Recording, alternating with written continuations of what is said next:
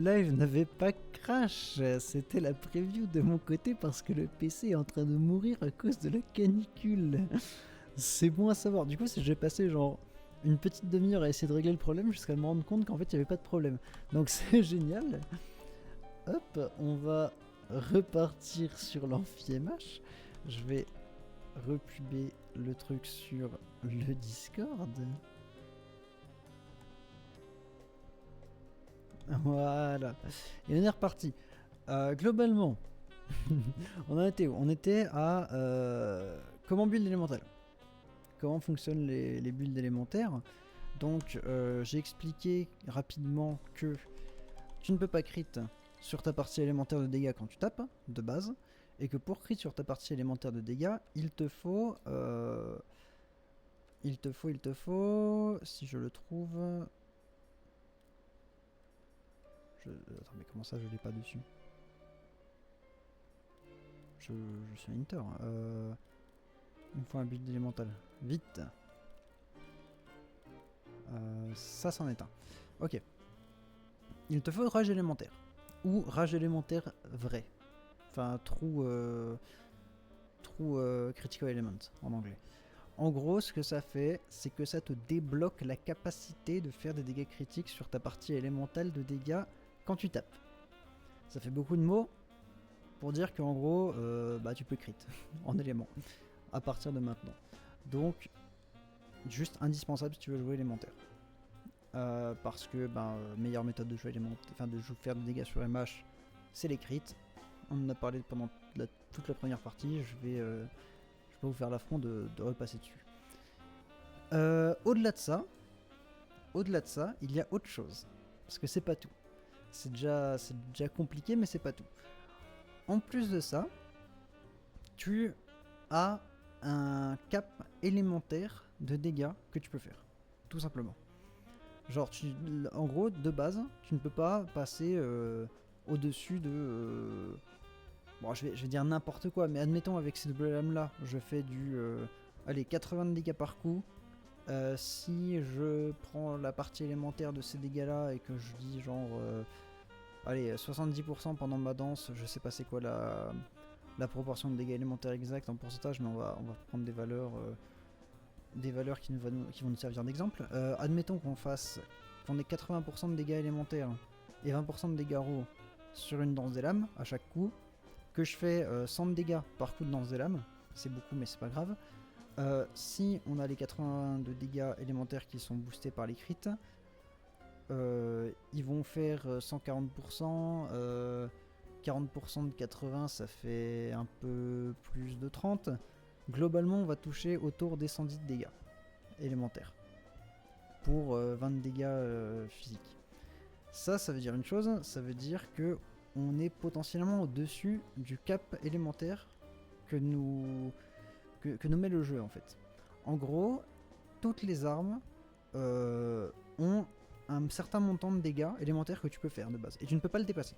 Genre tu ne peux pas le dépasser. Les joueurs de Sticky le savent, c'est le même fonctionnement. Avec les explosions, tu ne peux pas dépasser un certain nombre de dégâts. Même si tu continues d'augmenter tes stats, tu ne peux pas. Sauf que, pour les dégâts élémentaires, tu peux augmenter ce cap. Et ça, il n'y a pas de secret. C'est pas écrit dans les descriptions des items, c'est pas écrit dans les talents, etc. Il y a juste plusieurs moyens de le faire. Notamment 3 morceaux de Safi. 3 morceaux de Safi, ça augmente ce cap élémentaire là. En plus d'augmenter les stats tout court en fait. Ça augmente ce cap élémentaire. Donc si tu joues avec si tu joues genre une arme dragon par exemple, qui va crit sur une arme Kiar dragon du coup qui va débloquer les crits élémentaires dessus, que tu boostes à fond Spore draconien, c'est... Je sais plus c'est quoi, Pourfendeur de dragon je crois que c'est ça. Le talent qui augmente les dégâts dragons, etc. Tu vas avoir genre une arme à je ne sais quoi, enfin je vais dire n'importe quoi, mais genre 1000 de dragons ici. Ça veut dire que genre tu vas avoir beaucoup plus de dégâts qui sont écrits sur ton papier que de dégâts que tu vas vraiment faire en jeu parce que tu vas être limité par ce cap élémentaire. Ça veut dire que si jamais ça arrive, et ça arrive assez vite en vrai, on ne fait pas forcément attention mais ça arrive assez vite, il faut jouer un truc qui débloque ce cap élémentaire, ou du moins qui l'augmente, donc comme 3 pièces Safi, ou 5 pièces Safi qui l'augmente encore. Globalement, pour pas se prendre la tête, si vous jouez élémentaire, que vous commencez à faire des crits, vous allez forcément dépasser ce cap élémentaire, si votre build est bon. Et du coup, il vous faut une des méthodes pour le dépasser. Donc, vous jouez Safi, au moins 3 bouts, 5 bouts si vous êtes chaud et que vous pensez que vous êtes assez bon pour ne pas mourir de vos propres attaques en fait. Parce que le 7-5 de Safi vous prend plus de HP quand vous tapez que le 7-3, tout simplement. Donc il y a ça. Ou alors, vous jouez avec... alors je crois que le 4 morceaux de Silver Ratalos, donc le même truc qui vous donne rage élémentaire vrai, augmente également le cap élémentaire. Le 2 morceaux de 7 de Velkana qui vous donne rage élémentaire classique augmente également le cap élémentaire. Et je crois que les armes Kiarl ne l'augmentent pas de base, il me semble. C'est pour ça qu'on le couple avec du Safi pour augmenter le cap élémentaire, sinon l'arme Kiar en elle-même va juste faire trop de dégâts sur le papier et vous allez en fait perdre une partie de ses dégâts parce que votre cap élémentaire lui sera pas augmenté en fait. Et c'est aussi pour ça que vous ne voyez absolument personne jouer le build Namiel. Parce que le build Namiel, alors si vous ne le connaissez pas, je vais vous le montrer rapidement. Est-ce que seulement je l'ai? Oui. Tac. Ça fait... Ça fiche pas, faut que je l'équipe vraiment. Ok. Voilà. Attaquer sans cesse un monstre, active tireur d'élite 2. Donc tireur d'élite 2, c'est le truc qui libère l'élément d'une arme. Donc par exemple, si je prends... J'ai pas une Wyvern Ignition? Si, voilà. Si je prends une... Ouais, si je prends une Wyvern Ignition, vous voyez qu'elle a 730 d'éléments cachés. En gros, soit pour avoir l'élément de feu de débloquer, soit j'équipe tireur d'élite dans mon build, soit du coup théoriquement si j'ai mon build Namiel et que je tape en boucle avec, ce qui va se passer c'est que ça va activer tireur d'élite et donc théoriquement ça me libère l'élément et tout va bien, genre c'est trop bien, ça m'empêche de devoir mettre tireur d'élite dans mon build et en plus ça accroît les dégâts élémentaires, c'est ce qui est écrit. Le problème, c'est que c'est un set qui n'augmente pas le cap élémentaire. Parce que Capcom a oublié de le mettre en fait. Donc en gros, ce qui se passe si vous jouez Namiel, c'est que vos... Je vais mettre une arme qui n'a pas d'élément caché, comme ça je peux en parler en fait sans... Voilà. Ce qui se passe si vous jouez Namiel, c'est que votre montant de dégâts ici sur le papier va augmenter. Donc c'est bien, il augmente. Néanmoins, vu que vous n'avez pas augmenté le cap élémentaire, vu que Capcom a oublié de le rajouter à ce set là, en fait vous n'allez pas vraiment augmenter. Bon là si je passe de 180 à genre 300, je vais quand même sentir la différence parce que c'est pas un build élémentaire, du coup j'ai un tout petit montant de base et du coup je risque pas de dépasser le cap élémentaire. Mais si j'avais une GS qui était à genre 800 de base, ou même 900 de base, si derrière j'active l'effet de Namiel, que je passe à genre 1200, et là je vais être au-dessus du cap élémentaire de la GS qui doit être autour des 1100 je crois de base, ou 1000 de base. Et donc ça veut dire que je vais perdre genre 200-300 de dégâts élémentaires qui vont être affichés sur mon build, mais qui ne se retranscriront pas en jeu en fait. Du coup c'est nul, c'est dommage, c'est vraiment con. Donc c'est pour ça que personne joue Namiel en fait. C'est parce que Capcom a oublié d'implémenter l'augmentation du cap élémentaire en fait sur le build. Donc voilà, c'est quelque chose à savoir. Si vous voulez jouer élémentaire et augmenter il faut augmenter le cap élémentaire. Si vous voulez augmenter le cap élémentaire, c'est 2 bouts Velkana ou 4 bouts Silver Ratalos ou 3 ou 5 bouts Safi, en fonction de comme vous voulez. C'est aussi la raison pour laquelle on joue très peu de la Tréon aussi. Parce que à la Tréon, n'augmente pas non plus ce cap élémentaire. Hein. Si je trouve une pièce à la Tréon pour vous montrer. Escadora, voilà. Merde, faut que je l'équipe. L'attaque élémentaire scale en fonction de ma résistance élémentaire. Alors d'ailleurs oui, en proportion de votre résistance élémentaire. En proportion de la résistance élémentaire la plus élevée parmi vos résistances élémentaires. Ils l'ont pas dit, mais c'est le cas. Donc en gros là, en l'occurrence, ça prend pas en résistance élémentaire 9 plus 8 plus 4 plus 6, ça prend juste 9. Donc c'est un truc qui est bon à savoir si vous voulez jouer de l'élémentaire avec le Latréon. Faut faire attention à ça. Et surtout, comme je disais, si vous, même principe que le Namiel, ça n'augmente pas le cap élémentaire, ils ont oublié de le mettre Capcom. Donc en gros, si vous augmentez ce chiffre-là, enfin ce nombre-là, trop haut, et bien en fait vous allez perdre des dégâts.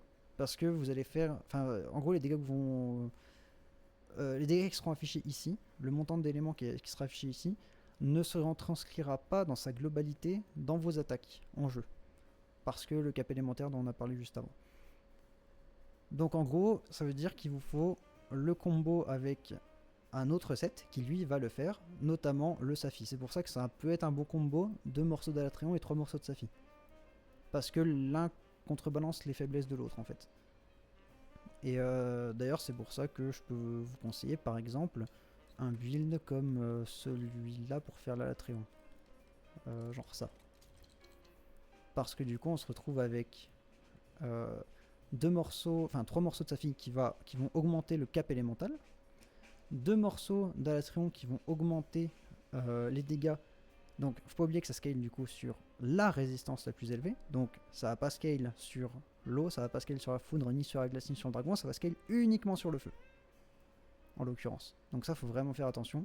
C'est pour ça aussi que ça sert à rien ce truc là, au-delà du fait que si vous buildez bien, vous arrivez à 20 à chaque, à condition que vous mangez à la cantine, et donc dans tous les cas vous avez pas de fléau, d'immunité fléau, on en a parlé dans la première partie. Au-delà du fait de ça, vu que vous augmentez tout de 20%, en fait vous perdez genre 4 stats en fait, vu que ça va scale que sur une. C'est un peu dommage. Hop. Ensuite, c'est globalement le truc le plus important pour l'élémentaire, c'est vraiment cette notion de déjà tu ne peux pas crit de base, il faut rage élémentaire pour crit, ou rage élémentaire vrai. Et à côté de ça, il faut un set qui augmente le cap élémental. Sinon, tu fais pas de dégâts. Enfin, tu vas augmenter tes stats, mais ça va pas se retranscrire en vrai en jeu en fait. Voilà, ça c'est super important. Après, derrière, globalement, c'est assez open et ça se build globalement comme du raw. Juste, éviter d'augmenter cette valeur-là, ça sert à rien. Donc, qui est la valeur de base de dégâts. Ça sert à rien parce que vous n'allez pas augmenter la partie élémentale de vos dégâts. Vous allez juste augmenter la partie raw. Et on s'en fout de la partie raw en fait, si on veut jouer élémental. Donc il y a ça. Sinon, le reste, on part sur le même principe que le raw. C'est crit, c'est fort. Berserker proc dessus, à condition que vous ayez rage élémentaire. Parce que sinon vous pouvez pas crit. C'est pour ça que y a des builds qui existent, genre LBG, où les gens ils sont en mode en fait rien à foutre de faire des crits, je vais juste build de l'élément, donc je joue pas Berserker, je joue pas mise à mort, etc. Ça marche, c'est objectivement sous-optimal, mais ça fonctionne, genre ça existe. Du coup, si vous voulez jouer élémental sans avoir rage élémentaire, vous faites pas chier avec les éléments en fait. Enfin, vous faites pas chier avec les crits, pardon. Ça sert à rien. Sinon, les transcendances, ça peut être intéressant également. Les transcendances, si vous augmentez si vous mettez des transcendances élémentaires, attention au cap élémental. Toujours pareil. Attention à ne pas dépasser. Alors, je pense que vous pouvez trouver sur internet, en fonction de votre arme, quelle est la valeur limite du cap élémental pour ne pas la dépasser. Je pense que les mains les créateurs qui sont main de votre arme en ont sûrement parlé. Enfin, du moins pour les armes qui se jouent communément élémentaires.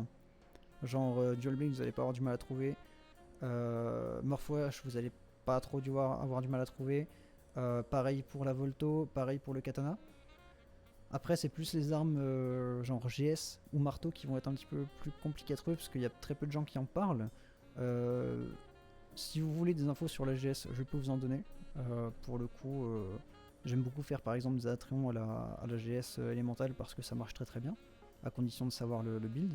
Mais voilà, globalement, toutes les armes sont jouables élémentaires, juste faites attention à ça quoi. C'est vraiment ça qui va définir si votre build va fonctionner ou pas. Et si vous avez un doute, prenez un set qui augmente le cap élémentaire et au moins vous ne pouvez pas faire d'erreur. Et derrière, builder crit. Autre chose, en fonction de votre arme, en fonction de vos attaques, les dégâts élémentaires vont pas être les mêmes. En gros, si par exemple je vais avec la GS, je vais prendre une GS élémentaire pour essayer de vous montrer. Je dois en avoir une qui traîne probablement. Ouais, ça c'est un bon exemple. C'est du full Safi avec une GS en Kiar, donc pour débloquer rage élémentaire, Safi pour débloquer le cap élémental, enfin pour augmenter le cap élémental.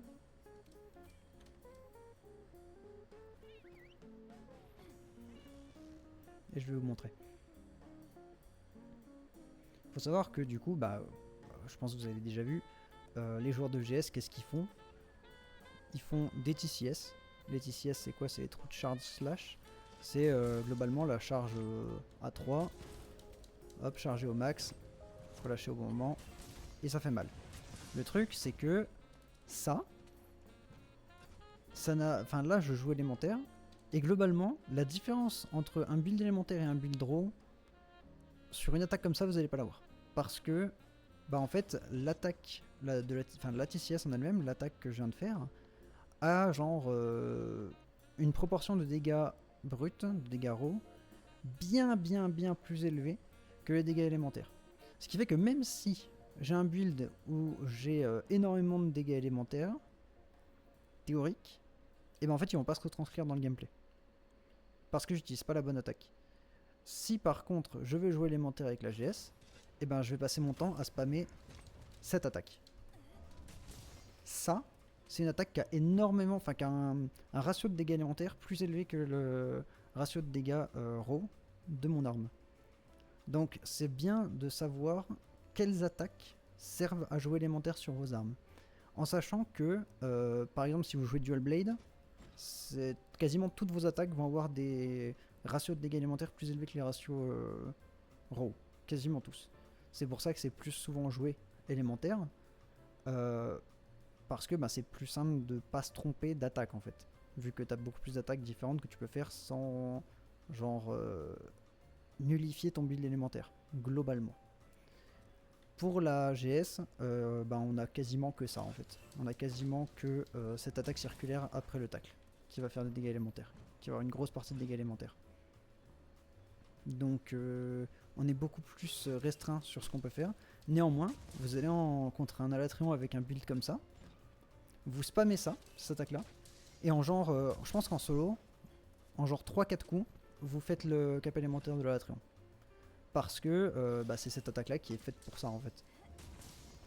Mais c'est aussi pour ça que ça a pris autant de temps aux joueurs GS à vraiment comprendre comment faire l'Alatréon. Alors, bien entendu, il y avait des speedrunners qui arrivaient à le faire avec juste des attaques chargées comme ça avec Frostcraft, parce que Frostcraft broken pour jouer élémentaire dans tous les cas.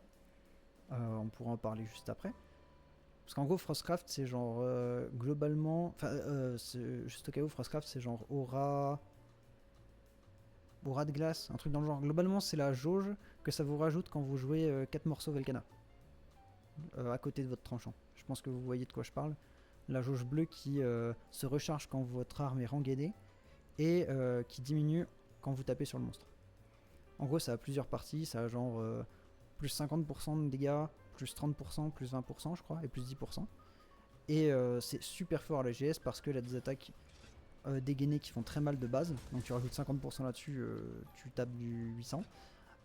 Et en plus de ça, c'est un des seuls talents, si ce n'est le seul talent, qui permet d'augmenter directement la partie de dégâts élémentaires de ton attaque. Genre, contrairement à tous les autres talents de dégâts qui vont, eux, en pourcentage, qui vont, eux, augmenter que la partie raw. Donc, c'est bon à savoir que tu peux jouer Frostcraft comme ça. Mais sinon, si tu veux pas jouer Frostcraft, si tu veux jouer GS, élémentaire, c'est comme ça quoi. Donc faire attention à ça, c'est le plus important. Si vous jouez des armes atypiques. Voilà. Ensuite, je pense qu'on a fait vraiment le tour de ça. Ah bah là on a le paladin, c'est ça que je voulais vous montrer tout à l'heure quand je parlais de bénédiction. Voilà, réduit souvent les dégâts subis.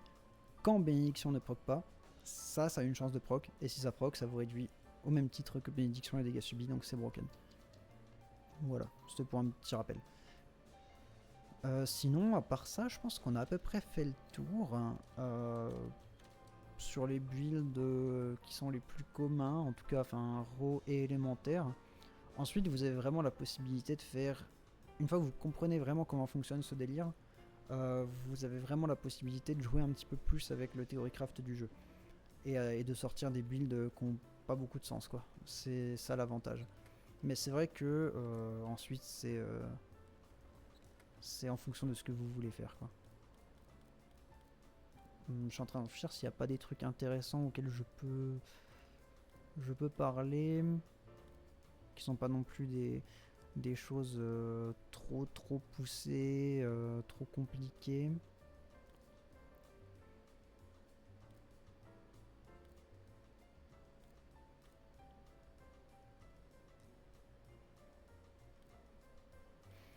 En vrai, je pense qu'on a plutôt fait le tour à ce niveau-là. Je pense que je récupérerai s'il y a des commentaires sur YouTube ou si il y a des gens qui me posent des questions plus tard. Je récupérerai l'entièreté de ces questions-là pour en parler en live, pour faire une seconde édition en mode mise à jour de ce guide-là. Mais je pense qu'on n'est pas trop mal en vrai. Je pense qu'on a fait le tour.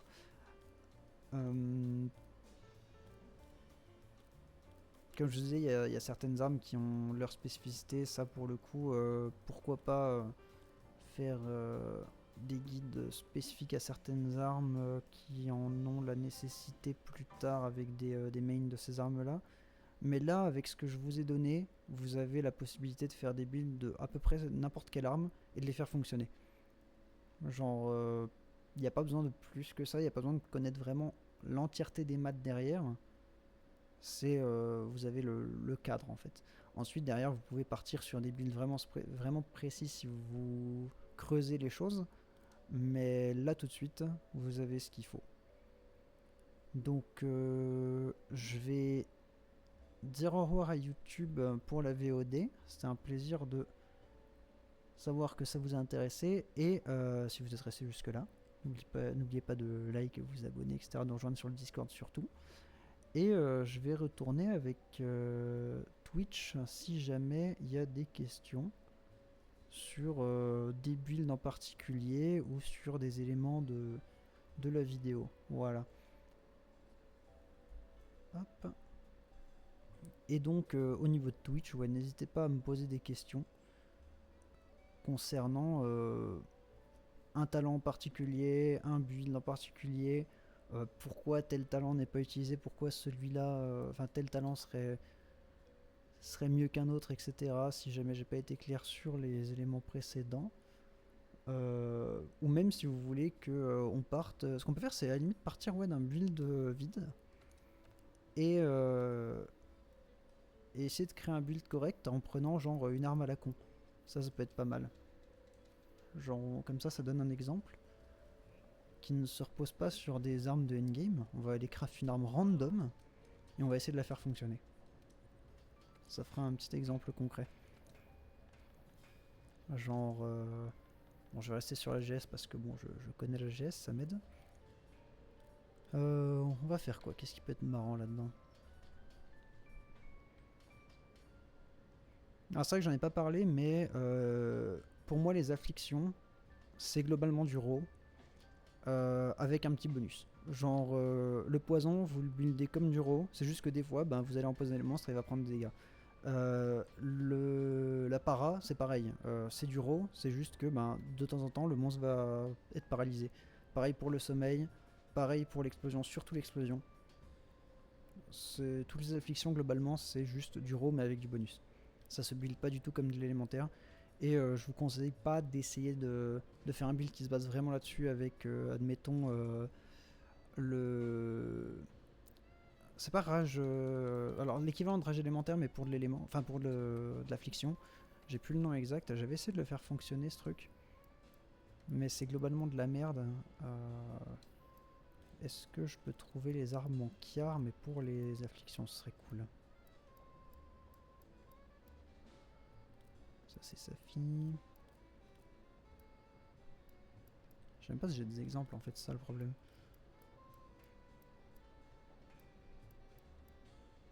Oh j'en ai peut-être mais elles vont être bas niveau en fait. Elles vont pas être en master rank.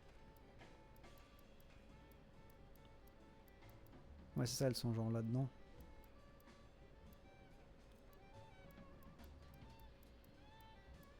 Ah merde, et en plus elles ont le... Bon c'est pas grave. Au moins elles devraient avoir le talent. Vu que c'est des armes Kiar. C'est pas une arme Kiar que je regarde, forcément ça va pas aller. Il y avait une explosion là, ouais voilà. Ok, attaque perfide, c'est comme ça que ça s'appelle.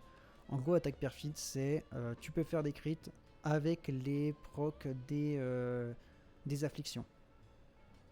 Le problème avec ça, c'est que les afflictions, déjà, elles ont une partie réservée de dégâts qui est moindre par rapport aux éléments, par exemple, ou aux rots.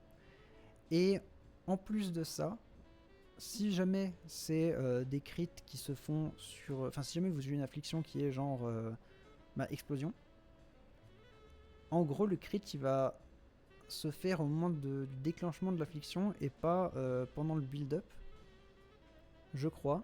Et donc, vous pouvez pas contrôler quand est-ce que ça crit. Du coup, jouer crit, c'est un peu de la merde parce que ça va influer sur genre 10% de vos attaques, même pas. Et donc, soit c'est ça, soit le crit augmente le build-up de votre affliction. Honnêtement, je sais plus c'est lequel des deux. Parce que ça me paraît très bizarre que l'explosion puisse crit. Mais je suis pas sûr de ça. Et dans tous les cas, même si ça augmente le build-up, enfin si c'est le build-up de votre affliction qui crit, donc en gros, ça, au lieu que ça prenne genre 10 attaques pour exploser, ça en prend genre 5. Et ben, c'est pas si ouf que ça, parce que la jauge d'affliction des monstres augmente en fait. C'est-à-dire que vous pouvez déclencher très facilement votre première explosion sur un monstre, votre premier paralysé sur un monstre.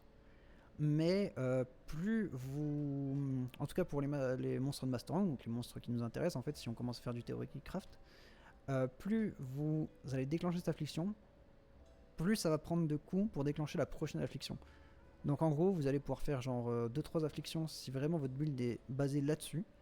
Et derrière, globalement, ça va plus servir à rien. Donc c'est pour ça que Kiar, affliction, c'est de la merde en fait. Genre les afflictions, faut vraiment voir ça comme du raw mais avec un bonus.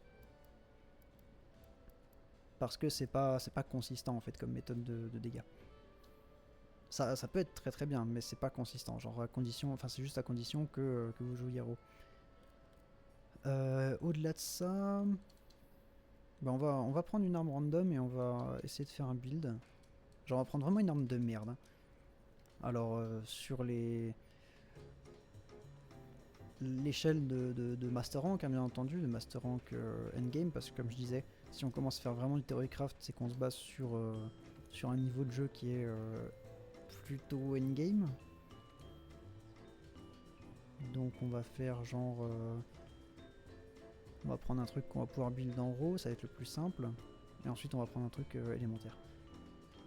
Genre Puke Puke, c'est très bien Puke Puke, on va prendre ça. Genre... hop, fléau du diable. Ça part. Hein. Je pense l'augmenter une fois pour la passer en... J'imagine que ça prend le Puke Puke Corail.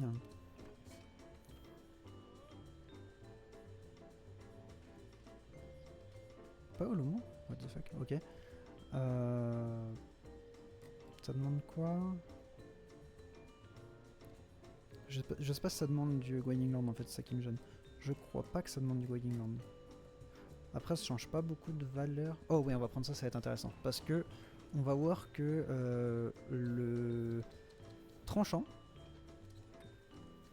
n'est enfin, elle a un potentiel tranchant violet, mais qui n'est pas disponible actuellement. Je vais vous expliquer. Globalement, si vous regardez là, vous voyez que elle a un tranchant violet, mais il est genre en dessous.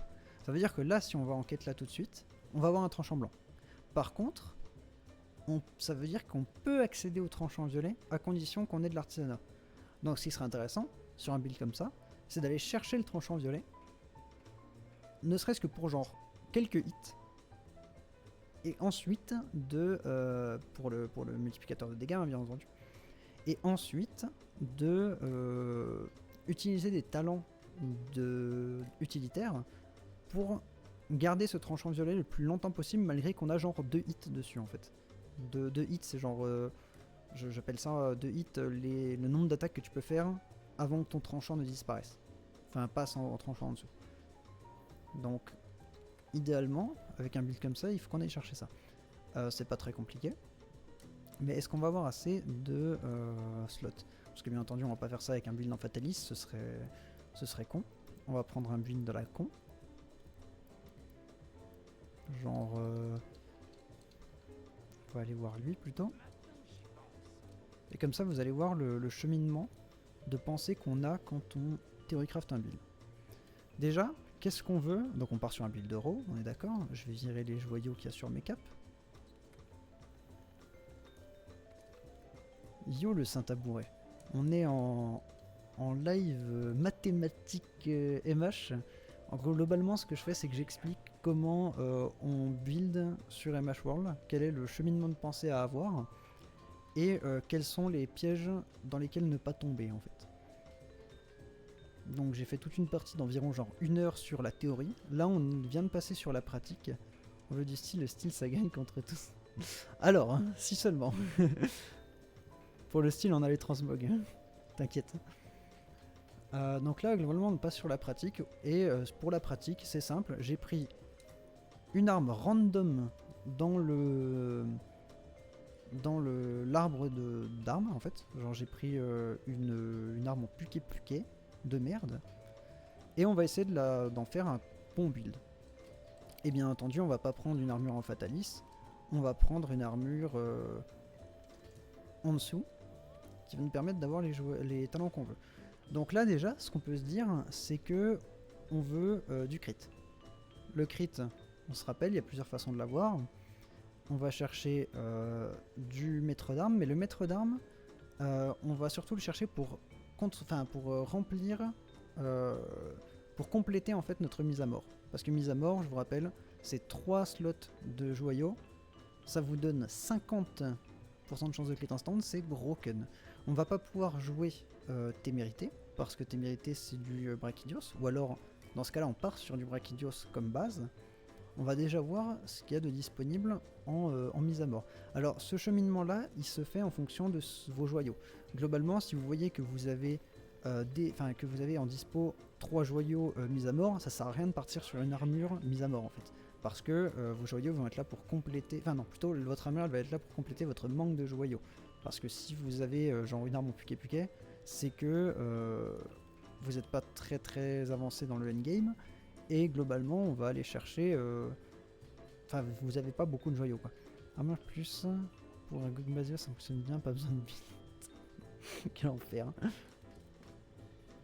Après, bien entendu, hein, genre... les tips que je donne là, ils sont pas genre mandatory en fait. Si vous êtes un robot, si vous jouez parfaitement, vous en avez pas besoin, tu vois, mais c'est pour faciliter les choses. Et augmenter votre potentiel aussi. Donc, je disais par exemple, ouais, si vous allez chercher du mise à mort, et que vous voyez que vous n'avez pas assez de... Dépend si le jeu lance, on peut partir sur un full tanking, être la savonnette du groupe, plus Féline provoque, mourir n'est pas le dico pour vous.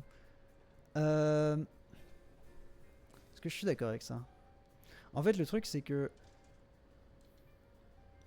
comme j'ai expliqué dans la première partie, il y a très peu de talents défensifs qui sont vraiment efficaces. Il y a bénédiction, et c'est globalement tout. Et donc bénédiction, ça te prend genre 5 slots, Et derrière, tu vas avoir peut-être une vingtaine de slots pour mettre tout ce que tu veux d'autre en fait. Donc en fait, tu vas pouvoir avoir un build qui est ultra tanky sans lésigner sur tes talents de DPS en fait. En tout cas dans Monster Hunter World. Là vraiment tout ce que je dis, je le rappelle, je l'ai déjà dit au début du stream, mais c'est vraiment basé sur Monster Hunter World. On fera peut-être d'autres épisodes sur d'autres jeux, mais en tout cas là c'est MH World. Donc, ce que je voulais faire, c'était, on part du principe que là, on n'a pas assez de joyaux mis à mort, et donc on va essayer de contrebalancer ça, parce que mis à mort, c'est le talent de crit le plus efficient, très peu de coups et énormément de chances de crit. Donc, admettons par du principe qu'on a 0 joyaux mis à mort, on va essayer de faire un build. Alors, j'ai rien prévu, donc je ne sais pas ce que ça va donner, on va voir, ça va être rigolo. Si on n'a vraiment aucun joyau mis à mort, c'est qu'on est au niveau... allez, je pense que Rajang, c'est à la limite le dernier mob qu'on a fait, quoi. Donc, on va partir là-dessus. On va pas taper sur du Brachydios Tempête. Je vais partir du principe que si t'as pas un seul joyau mis à mort, t'en es pas là. Et dans tous les cas, ça va, moi, me rendre la tâche plus difficile pour faire un bon build. Donc, ça va être plus intéressant. Donc là, on voit que Rajang, il a déjà 2 niveaux de mise à mort sur la tête, ça peut être cool. Un niveau de mise à mort ici, ça peut être cool. Aussi, je vous rappelle, notre but, ça va être d'aller chercher le tranchant violet. Ne serait-ce que un hit. Là, on voit que le savoir-faire offert par cette asset Rajang nous permet d'accéder au tranchant violet en fait. Ah, je vais pas pouvoir. Hein. Oh, ça passe. Genre là, on voit que on débloque juste ça de tranchant violet. Ça peut être suffisant. Ça peut être suffisant si on a les bons talents utilitaires derrière. Donc on va essayer, on va voir ce que ça donne. On va voir combien de coups ça nous donne aussi en violet parce que c'est important. Donc là on va aller directement en entraînement. Et comme ça on va vraiment avoir une valeur précise.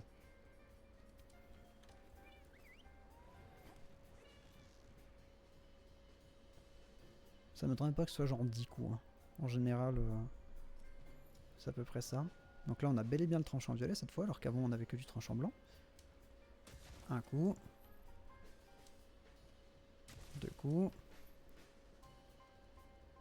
3. 4. Ouais, ça va être 10, je pense.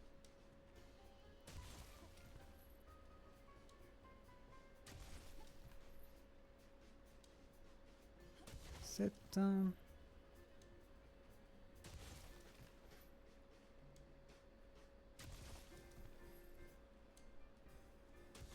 10, ouais, c'est bien 10.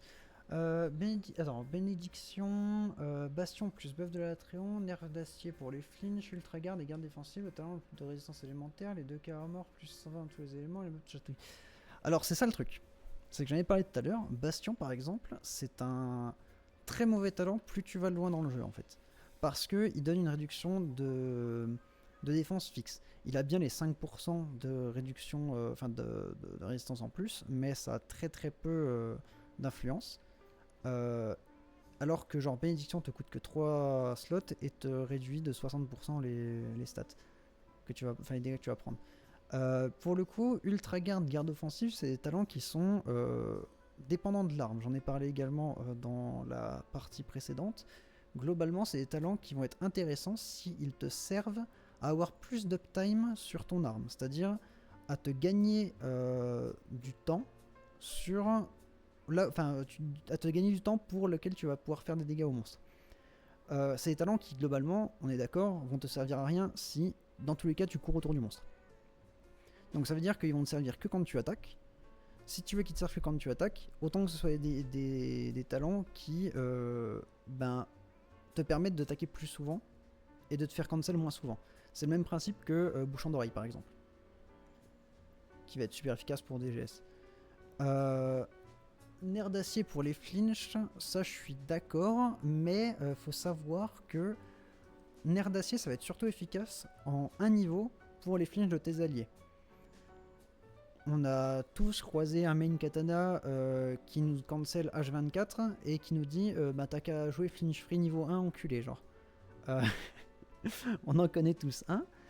Et ça, pour le coup, t'as 3 façons de voir les choses. t'as la façon de te dire, bah il a raison, je vais mettre un niveau de flinch free dans mon build, mais du coup c'est pas pour... Enfin genre ça va certes améliorer mon uptime, mais globalement ça va pas le faire lui jouer mieux. Genre je pourrais garder ce point pour le mettre autre part si lui jouait mieux. Et ou les main dual blade, ouais, par exemple. Ou alors je me dis bon bah non, je veux pas mettre ce truc de flinch free. Je vais perdre peut-être un peu d'uptime si jamais le mec avec qui je joue mal, enfin se positionne mal, fait pas attention. Mais soit. Et la troisième façon de voir les choses, c'est que tant que tu buffers des animations, tu ne te fais pas cancel. Admettons que je fasse ça. Je fais n'importe quoi. Hein. Pendant tout ce cancel là, que je me fasse attaquer par un main dual blade, que je me fasse attaquer par un main LS, vu que j'ai tout buffer à la suite, pardon, je ne me fais pas cancel. Donc ça veut dire que ça peut être aussi vu comme une skill issue de sa propre part en fait. Tant que tu buffers l'intégralité de tes moves, tu ne te fais pas cancel par les attaques de tes alliés.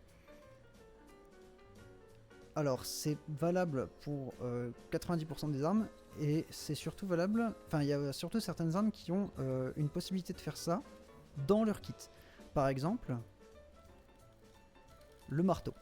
Si je prends n'importe quel marteau, hop, je charge. Dès le moment où je fais ça, là j'ai un niveau de flinch free. Là c'est comme si j'avais dans mon build nerf d'acier niveau 1. Et pareil, si j'ai déjà nerf d'acier niveau 1, au moment où je fais ça, c'est comme si j'avais nerf d'acier niveau 2. C'est genre build-in dans le moveset du marteau. Donc pareil, c'est une façon de voir les choses, de se dire, bon ben c'est que moi je fais pas ce qu'il faut pour m'adapter au fait que mon allié ne se positionne pas bien en fait. Slash que je n'ai pas envie de prendre finish free dans mon build. Donc c'est un truc important à savoir. J'aime bien cracher sur les, sur les joueurs de LS ou de Dual Blade qui font pas gaffe, mais je sais que si je me fais cancel, c'est que j'ai mal géré mon loop de gameplay en fait. Alors, ça peut être un problème de ne pas avoir finish free si le mec joue mal à côté de toi, si tu n'as pas envie de tout buffer. Et des fois, ça peut être une solution de ne pas... Enfin, des fois, tout buffer peut te foutre dans la merde. Genre... Bah, en gros, si tu buffers tout, ça veut dire qu'à la fin de ton action, il y a une autre action qui va se faire, automatiquement. Et donc, tu ne vas pas avoir le temps de réagir pour cancel cette action, si jamais tu vois que le monstre va te taper, si jamais tu fais cette action. Si c'est clair.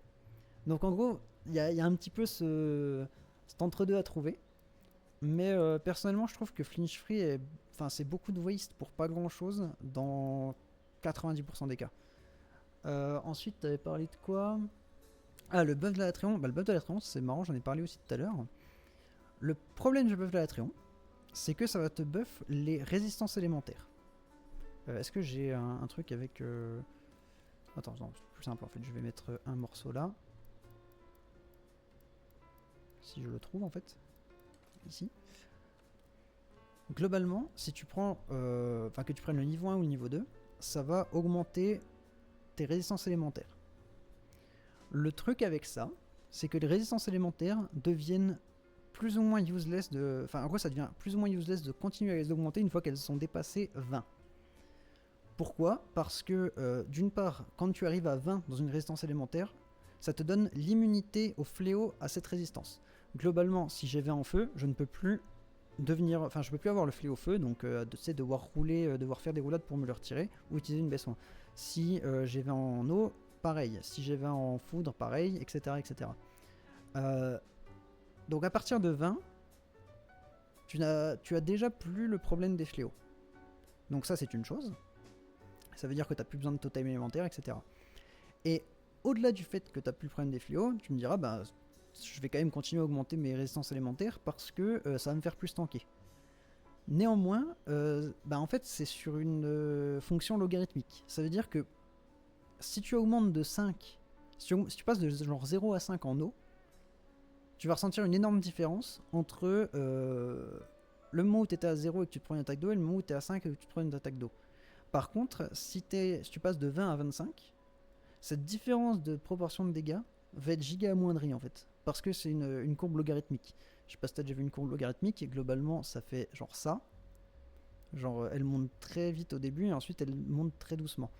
Globalement, si tu mets en ordonnée la proportion de dégâts réduits par point d'armor, enfin par point de résistance élémentaire, et en abscisse le nombre de points de résistance élémentaire, ça veut dire que bah, plus tu stacks la résistance élémentaire, moins chaque point de résistance élémentaire va avoir de l'impact en fait sur la réduction de dégâts globale. Donc ça veut dire que plus tu augmentes, plus c'est naze en fait. Genre, c'est pour ça que ce talent-là est pas ouf. Surtout que ce talent-là, il te coupe la possibilité de jouer genre 3 morceaux Safi à côté. Parce que globalement, si tu joues ce build-là, c'est pour avoir l'augmentation de dégâts élémentaires en proportion de ta résistance élémentaire la plus élevée. Pas toutes les résistances élémentaires. Genre, par exemple, si je joue ça, ça va pas prendre 5 plus 0 plus 3 plus... Enfin, moins 2 plus 4. Ça va prendre juste 5. Et ça va faire une augmentation de dégâts en fonction de ça, en fait. Alors, oui, mais... Alors ça, oui. Mais le truc, c'est que... Enfin, je te laisserai regarder la VOD si... parce que j'en ai déjà parlé de ça aussi dans mes builds élémentaires, si jamais c'est pas clair ce que je vais expliquer là. Mais globalement, ce qui se passe, c'est que si tu joues 3 morceaux ici, tu vas augmenter de ouf le montant élémentaire qui est affiché sur ton écran d'état. Donc en gros, ça va, admettons, monter... genre tu vas l'augmenter de genre 300, tu vois, ça va être énorme sur le papier. Sauf que dans le jeu, il y a built-in une mécanique de cap élémentaire. En gros, avec une arme, tu ne peux pas dépasser un certain nombre de dégâts élémentaires sur une attaque donnée. Même si tu continues d'augmenter la valeur là. Et du coup, tu vas très très vite atteindre ce cap élémentaire. Et en final, tu vas augmenter tes valeurs là, mais ça va pas se retranscrire en jeu parce que tu n'auras pas de moyen d'augmenter le cap élémentaire. Les seuls moyens pour augmenter le cap élémentaire, c'est de jouer 3 morceaux Safi, 5 morceaux Safi, 4 morceaux Silverloss et 2 morceaux Velkana. C'est les seuls moyens d'augmenter le cap élémentaire. Et le problème, si tu joues avec 3 morceaux Latréon, c'est que tu peux pas jouer Safi, genre, qui est le meilleur moyen d'augmenter le cap élémentaire. Parce qu'en plus, ça augmente les dégâts. Et du coup, bah, certes, tu vas augmenter tes dégâts sur le papier, mais en jeu, tu vas pas faire plus de dégâts en fait. Donc ça marche pas. Voilà. C'est pour ça que c'est un énorme piège à con ce truc. Ce truc-là n'est jamais joué, genre. Et c'est aussi pour ça que tu remarqueras que j'ai pas cité Namiel dans le truc dans les sets qui augmentent le cap élémentaire. Et c'est pour ça que tu vois jamais de build Namiel. Malgré que sur le papier, le build serait intéressant, tu vois. Parce que ça te retire le besoin d'avoir tireur d'élite dans ton build, vu qu'il est déjà dans le talent de 7. Et en plus, ça augmente les dégâts sur le papier. Sauf que Capcom a oublié d'ajouter une petite ligne de code en mode ah oui, au fait, ça augmente le cap élémentaire. Et du coup, t'as un build qui t'augmente les dégâts sur le papier, mais pas en jeu. Et c'est valable aussi pour l'Atreon. Ils ont oublié d'augmenter le cap élémentaire sur ce truc-là, en fait. Enfin, sur ce truc-là, plutôt. Et du coup, c'est con, en fait. C'est juste con. Donc c'est un peu dommage. C'est un petit peu dommage. Donc, gros piège à con, ce truc. Pareil que le build Namiel, d'ailleurs. D'ailleurs, ce délire de cap de dégâts, il est très présent dans les builds élémentaires parce qu'il y a le cap élémentaire, mais il est aussi présent pour les builds sticky.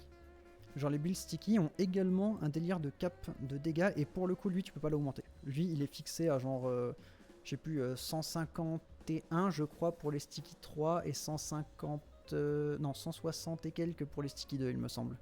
Mais globalement, t'es limité aussi au niveau des sticky et eux pour le coup ils sont baisés, ils peuvent pas l'augmenter. Et tant mieux parce que le build, enfin tu sais c'est déjà assez broken comme ça les sticky genre. Mais voilà, c'est un truc qu'il faut prendre en compte. Du coup, on en était où dans notre build improvisé? On en était que j'avais joué cette arme là, je m'étais rendu compte que, enfin on a débloqué le tranchant violet pour 10 coups, donc 10 coups à la GS. Si vous prenez le même setup avec des doubles lames, par exemple, en fait, vu que les doubles lames attaquent genre beaucoup plus rapidement, vous allez me dire 10 coups c'est de la grosse merde. Et vous aurez raison. Le truc c'est que Capcom a pensé à ça, et pour les doubles lames par exemple, l'équivalent de 10 coups en GS, donc ce que j'ai là, il est multiplié par 3. Donc ça devient 30 coups pour les doubles lames. Alors ça va quand même super vite à le descendre, mais bon, c'est déjà ça de prix quoi. Pour avoir un build sticky, je confirme que c'est vrai. Ouais, non, mais le truc est ridicule. C'est pour ça, ils ont pas besoin qu'on leur augmente le cap de dégâts. Hein. Genre vraiment, ils sont très très bien comme ça. Donc voilà, là on a nos 10 coups avec l'AGS. Donc c'est pas mal. Donc là on a deux choix. Soit on continue de stack artisanat, savoir-faire, pour globalement rajouter le nombre de coups. Enfin, un nombre de coups avant de repasser en blanc, parce que notre but c'est de jouer en full violet. Le problème de ça, c'est que les joueurs artisanat ça coûte cher et ça prend 3 slots instant, genre. Donc c'est un peu chiant. Ce qu'on peut faire en contrepartie, c'est de se dire ok, j'ai que 10 coups. Par contre, je peux jouer avec un joyau, admettons. Trempe, je crois que ça s'appelle. C'est. Acier trempé. Ouais. Voilà, ça prend que 2 slots. Et pendant un certain temps après l'aiguisage, vous ne perdez pas de tranchant. Donc le but, ça va être de aiguiser souvent pour rester dans ce délire de je ne perds pas de tranchant. Et du coup, au lieu de 10 coups en violet, ça va passer peut-être à 30. Parce que ça va durer genre. Je sais plus combien ça dure exactement assez trempé, ça doit être entre 30 et 60 secondes. Mais du coup, ça peut être intéressant de partir là-dessus. Donc on va essayer. Hein. Là, je vous avoue, je fais vraiment un test. J'ai rien prévu du tout. Donc on va voir. S'il faut, je me trompe et on réadaptera. Donc ça, c'est intéressant. Derrière, je mets pas encore aiguisage rapide parce que je ne sais pas si je vais avoir la place. Mais idéalement, si on joue avec un build acier trempé, il faut aiguisage rapide, comme ça on perd moins de temps. Là, on va chercher du coup. Donc oui, les autres niveaux de mise à mort. On avait dit qu'on était parti du principe où on n'avait aucun joyau de mise à mort. Ça arrive souvent. Alors, le truc de la bénédiction de Théostra, affinité 100%, c'est que ça demande énormément de choses. Genre, ça demande déjà d'avoir la capacité de monter une arme à 100% d'affinité. Donc, 50% d'affinité si on compte mise à mort. Et ça sous-entend une chose, ça veut dire que soit on a déjà bien assez de joyaux pour ne pas avoir à se soucier de ça, soit, vu que là on part sur un build où on part du principe que quelqu'un n'a pas genre tous les joyaux du jeu, on a un cas de figure, on se retrouve dans un cas de figure qui est où on est un peu bloqué, où d'une part on a besoin de l'affinité. Pour contrebalancer ça, on va jouer avec genre Agitator Secret, qui donne 20% d'affinité, donc ça veut dire que ça baisse notre affinité de base nécessaire à 30%.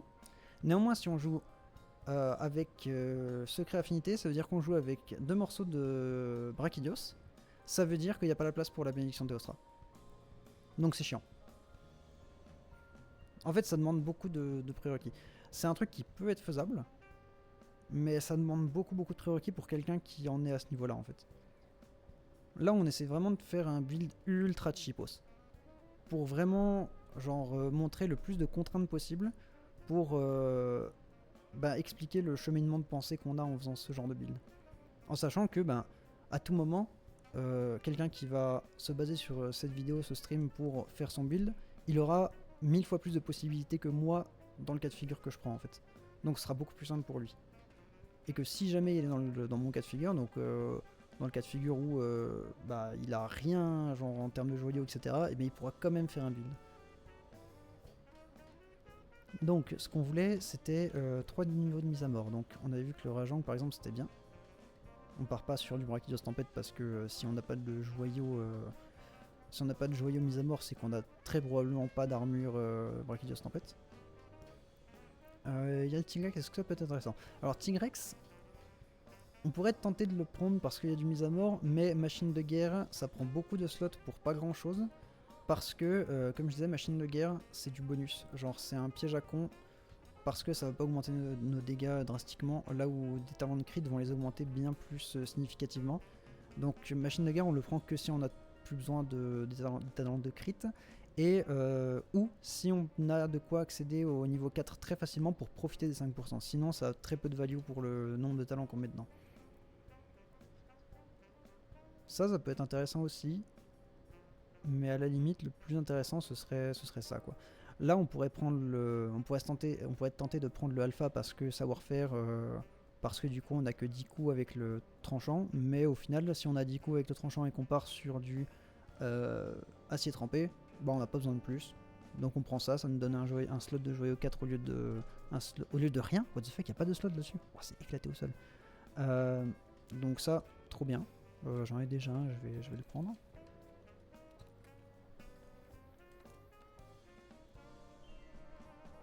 Sauf que les joueurs machines de guerre sont pas si évidents à choper et chers à craft. Oh ouais, carrément, ils sont super rares. Surtout les machines de guerre, enfin 2. C'est les trucs qui prennent 4 slots. Je voulais chercher... Oui, le truc en rageant, jamais je vais le trouver comme ça. Hein. Oh, oui, c'est ça. Incroyable. Pareil, talisman. Même principe. Il va servir à contrebalancer notre manque de joyaux. Donc on réfléchira après. Donc là on est déjà mis à mort. Mise à mort, ça va nous donner 50% de chance de crit. Donc là on n'est pas à 5, en réalité on est à 55 déjà. C'est déjà énorme. Derrière on va essayer de chercher du coup 45 autres pourcents avec soit du maître d'armes, soit autre chose. Je vais boire un coup parce que j'ai la gorge défoncée.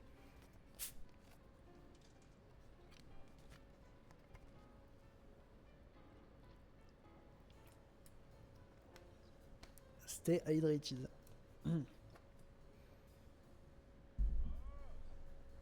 Alors. T'as un speedac pour le lobby, ouais. Genre, ça me fait juste courir plus vite quand je marche. Quand je cours, c'est à la vitesse normale, mais quand je marche, ça va vite. Ça marche que dans le lobby, bien entendu. Je mets pas ça en quête, genre. Enfin, je crois même pas que. De peut-être en avoir en quête, mais je pense pas que ça existe. En tout cas, tu peux pas le faire avec ce mode-là. Ce mode-là, il n'influe vraiment que sur le lobby. Mais ouais, il va super vite, c'est assez rigolo. Et l'animation est ultra funky quand t'es en multi. Genre en fait, tu vois les autres marcher à la vitesse normale, mais avec mon animation. Du coup, genre tu vois les autres genre courir super lentement, mais genre avec des animations de jambes super rapides, c'est vachement marrant. Mais voilà, c'est juste plus pratique. Ça me permet d'aller d'un point à l'autre plus rapidement, d'avoir moins de downtime. Donc, on va aller chercher du coup un moyen d'avoir de l'affinité. Donc, comme je disais, il y a plusieurs moyens. Maître d'armes en est un. Témérité en est un à condition que tu aies le bonus de témérité, mais on part du principe qu'on n'en est pas là. Donc, il ne nous reste pas grand chose. À la limite, il nous reste un truc que j'ai pas encore parlé, qui s'appelle Corps et âme, qui peut être super pratique pour avoir beaucoup d'affinités, à condition d'avoir le talent, enfin le secret. Si je le trouve.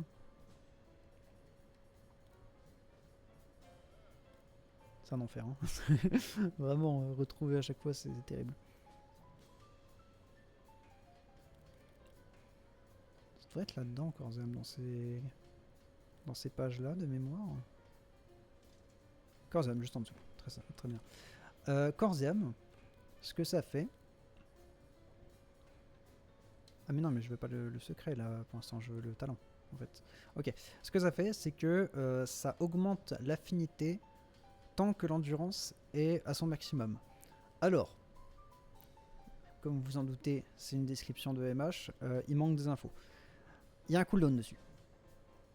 Genre, vous arrivez à votre endurance max. Ouais, non, j'avoue que la barre de recherche ferait plaisir quand même. Vous arrivez à votre endurance max, et pendant, genre, je vais dire de la merde, mais 30 secondes ou une minute, vous allez avoir vos 30% d'affinité.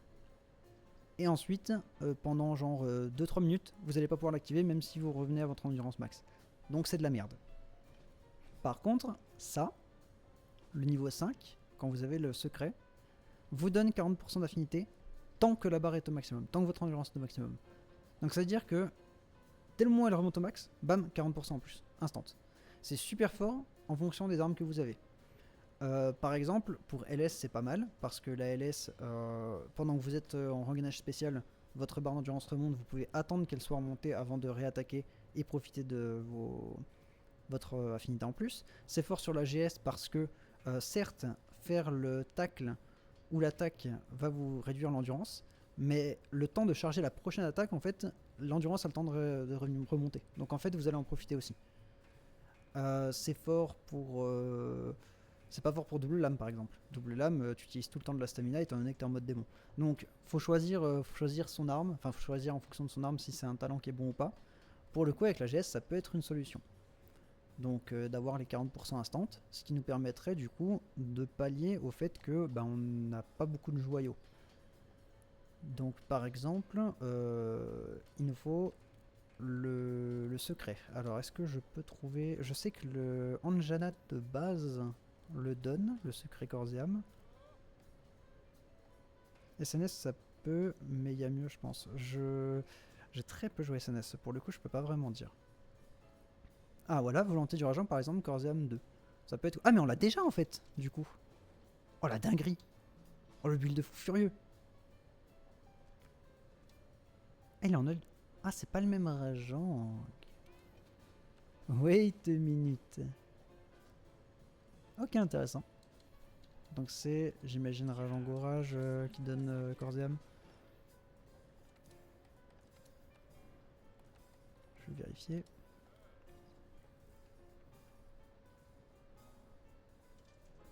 Ah, ou c'est le Rajang du jeu de base?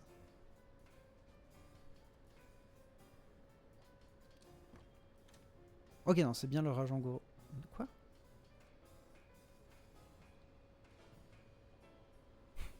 Ça doit... Oui, non, que Rajang, c'est le Rajang Gorage, ça.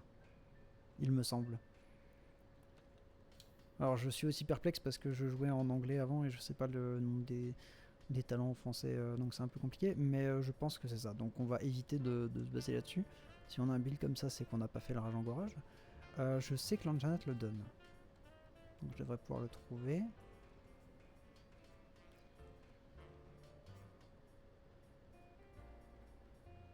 Putain, il y en a une paire en vrai de secrets, enfin de sets. Ah, secret corps et âme. Ah, Glavnus aussi. Bah, Glavnus, c'est une bonne idée, par exemple. Donc, Glavnus, si on peut aller le chercher, il nous faut 5 niveaux. On a déjà Tasset et. C'est qui à côté qui se dit Argent Gorage. Ah, j'ai pas fait gaffe. Ah, tu veux dire oui, à gauche dans les monstres. Bien vu. J'avoue que j'ai tellement pas pensé à regarder ça. En fait, quand je fais les builds, j'ai vraiment le regard là, en fait, tout le temps. C'est terrible. Du coup, j'ai pas fait gaffe à ça, en effet. Très bien vu. Donc, on a déjà les tassettes et la tête de prise. Donc, on va voir pour partir sur autre chose. Glavnus Acide le donne aussi. Oh, ok, alors ça c'est intéressant. Ça, super intéressant. Les monstres qui ont comme ça le même secret, tu peux mettre 2 morceaux de Glavnus acide, 1 morceau de Glavnus normal, et le talent va marcher. C'est le même principe que si je prends le secret du Silverloss par exemple. Ça c'est un truc qui est beaucoup fait par les main arcs. Si je le trouve. Il est où mon Silverloss? Ratalos argent, Ratalos argent. Voilà. Silverloss, il y a deux trucs, il y a 2 sets qui donnent le talent de set. Il y a donc le build de Silverloss et il y a aussi H d'Azur. Et ça, si tu mets genre 3 morceaux de Rage Azur, enfin d'H d'Azur pardon, et un morceau de Sol Argent, ça va activer le bonus 4, Rage élémentaire. Ouais. C'est un truc qui est très très bon à savoir pour mixer des builds. C'est super important. Donc là, on va pouvoir mixer du Glavnus avec du Glavnus acide si c'est nécessaire, si ça peut être intéressant. Donc ça va être rigolo. Donc, déjà on élimine tête, on élimine tasset. Qu'est-ce qu'on a envie d'avoir?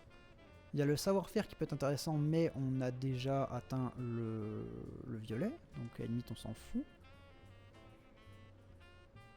Là il y a du corps et âme seul, c'est très très très très bien, parce que le reste on s'en fout, et ça nous donne du coup beaucoup de slots. Donc ça peut être intéressant à condition d'avoir 4 niveaux autre part.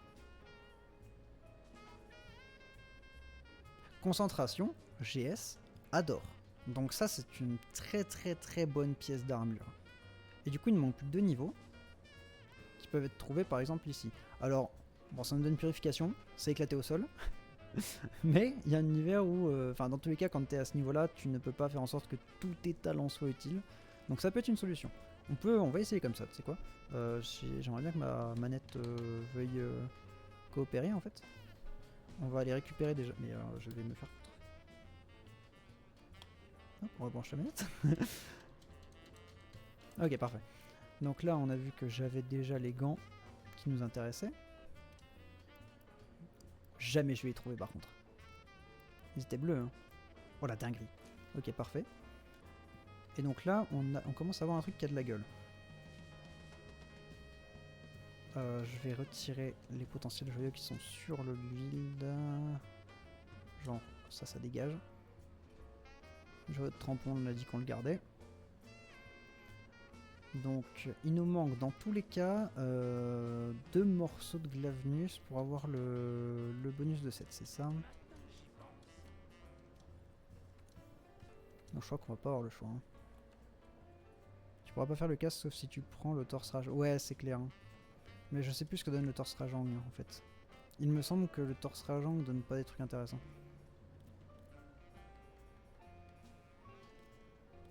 Je vais déjà faire comme ça et ensuite on va retourner sur le torse Rajang. De toute façon, il y a beaucoup de. C'est beaucoup de ça, hein. C'est beaucoup de. On fait l'équipement, on recompare, etc. Donc on prend ça.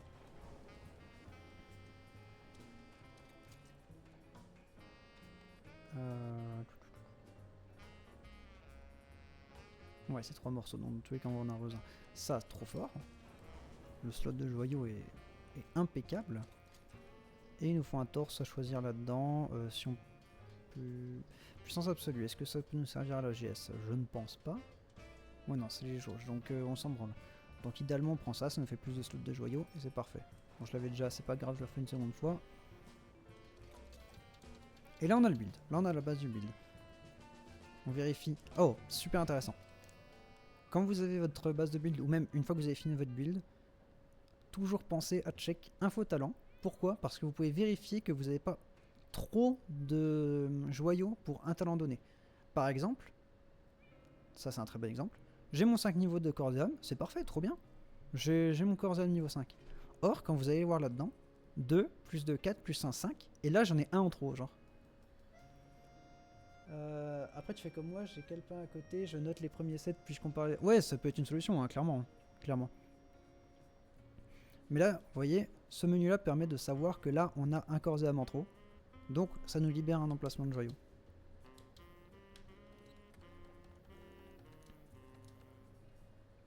Ah merde, mais en fait c'est pas un problème de joyau, c'est un problème d'équipement en fait.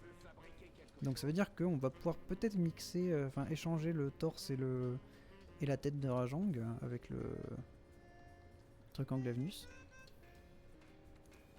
Pouf pouf. On va voir ce qu'a le Rajang. En torse. Ah c'est ça, ouais, c'est que ça ne donnait pas de mise à mort, donc c'est naze. C'est éclaté au sol.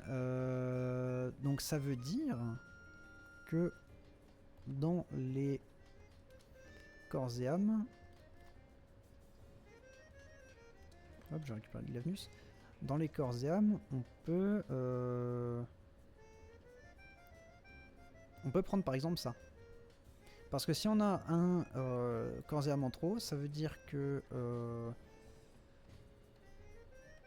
Alors non, parce que lui il nous en donne 2, c'est n'importe quoi. Mais par contre, du coup, ça veut dire qu'on peut dégager celui-là pour autre chose. Donc ça veut dire qu'en vrai, on peut assez facilement récupérer du savoir-faire. Ça veut dire que potentiellement, on peut se permettre de ne pas jouer trempe. Ça peut être cool aussi, de le voir comme ça.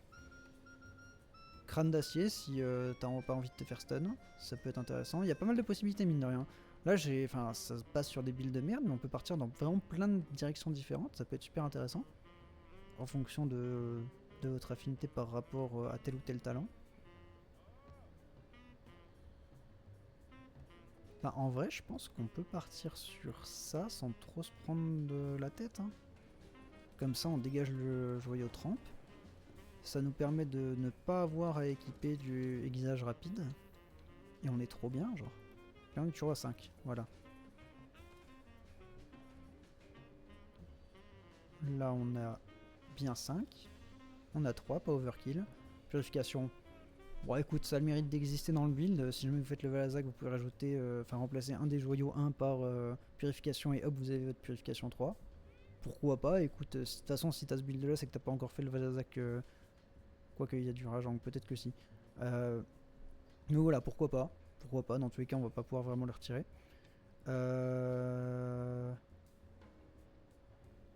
Wait. J'ai mis un bout de... Oh, j'en ai mis 4. J'ai pas réinversé. J'étais persuadé d'avoir changé un bout de Glavnus en autre Glavnus en fait. De toute façon, même pour quelqu'un qui a l'habitude de faire des builds, il y a du trial and error, hein, ça fait partie du jeu.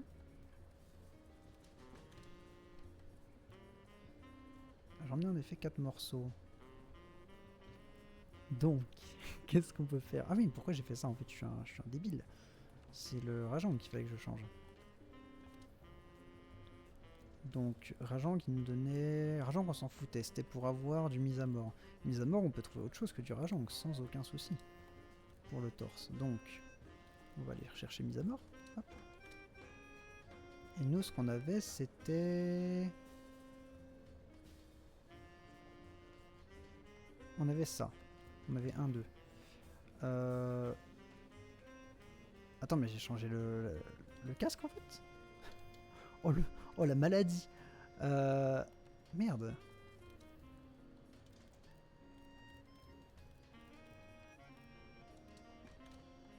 C'était ça qui donnait...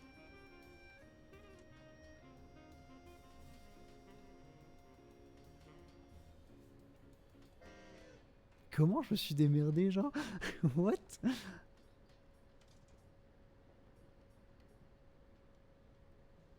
J'ai pris le casque de l'anus.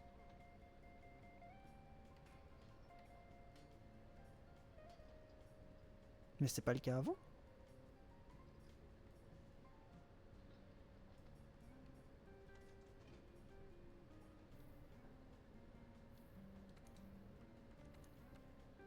Il me semblait que j'avais pris genre... casque Glavnus et... Non, il me semblait que j'avais pris genre... casque... Ah ouais, t'as raison en fait. Bien vu, bien vu.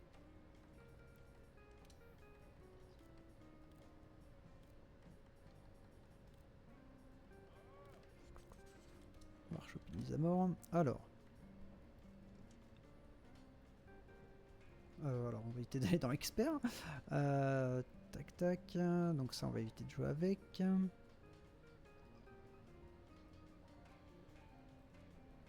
On a du mise à mort ici. Il manque 2 niveaux du coup. 2 niveaux. On peut l'avoir avec du Torse Ratalos. Mais bah, le Torse Ratalos peut sauver le truc en fait. Par exemple.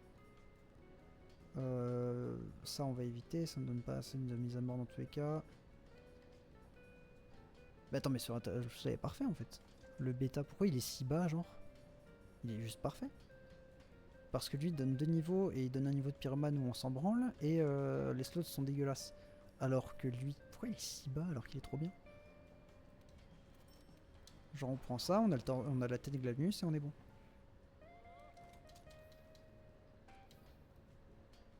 Ok, ok. C'est bon, c'est bon. Donc là, on a le talent corps et âme à 3 sur 3. On a corps et âme à 5 sur 5. On a mise à mort à 3 sur 3 et on est bon. Ok, parfait. C'est bon, on a, on a réfléchi 2 secondes. Derrière, on peut toucher au joyau. Alors, qu'est-ce qui va nous manquer? Il va nous manquer du berserker. On part du principe que un mec de ce niveau-là n'a pas de joyau berserker. À la limite, il y en a peut-être un. Donc on va faire classico, fondamentaux, talisman berserker. On va juste vérifier qu'on n'a pas besoin de plus de creep, mais normalement on est bon. On a plus 50%, plus 40%, on est à 90. 90 c'est déjà un très bon niveau de crit, on n'a pas forcément besoin de plus à ce niveau-là. Est-ce que j'ai un berserker qui n'est pas monté au max? Lui n'est pas monté au max, ça peut être pas mal. Faut que je vais en refaire un. Je vais en refaire un pour voir les matériaux, histoire de ne pas prendre un jouet berserker niveau 2. Ah oui, ouais, t'as raison. J'avoue que... Ouais. Retirer l'armure spéciale, le skin d'armor m'aurait permis de pas trop me tromper. Mais écoute, ça arrive. Ça arrive. Les gens n'ont pas ce problème-là en général à ce niveau-là. Amulette. Oh, on peut pas chercher par talent. Oh, l'angoisse. Oh, l'enfer. Comment je trouve Berserker là-dedans? Maître d'armes est là. Je crois que je l'ai vu passer. Non, c'est des gainages éclairs. C'est vrai que GS aussi jouable en dégâts magiques, by the way. Hein. Mais bon, là j'essaie de faire un build qui peut être joué sur un peu toutes les armes. Berserker est là, parfait. Donc le niveau 1 ça est très facilement faisable. Est-ce que le niveau 2 est faisable par quelqu'un de ce niveau-là? C'est ça qui est important. Les gens sont cons.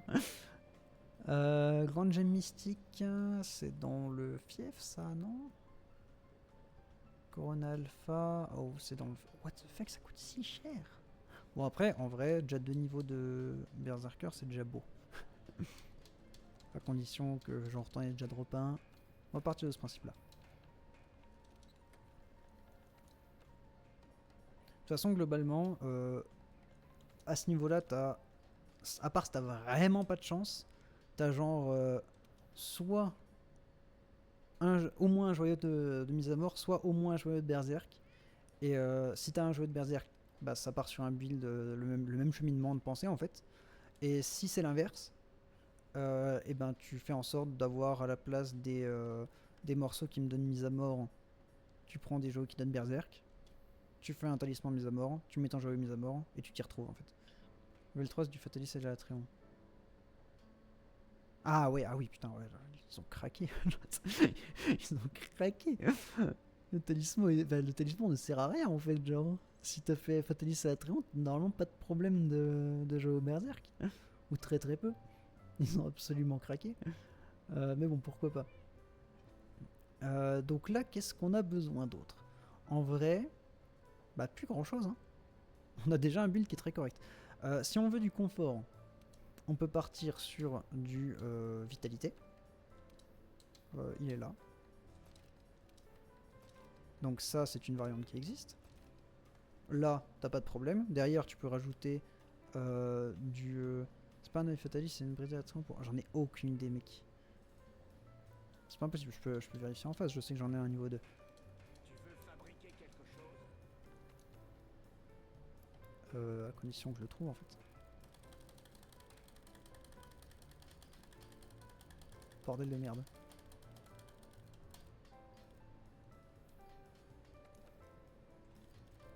J'ai pas vu les talismans. Ah, parce qu'ils sont pas rangés en fait. Quel enfer. Oh, j'ai envie de mourir. Catégorie? Ah, ah, attends, peut-être. On découvre. Hein. Ils ont pas mis les talismans. Non, c'est du hint. C'est pas possible. Quoi? Mais ils sont trop cons. Arbre? Est-ce que tous les talismans sont ensemble? Ok. Putain, c'est vraiment des malades mentaux, genre.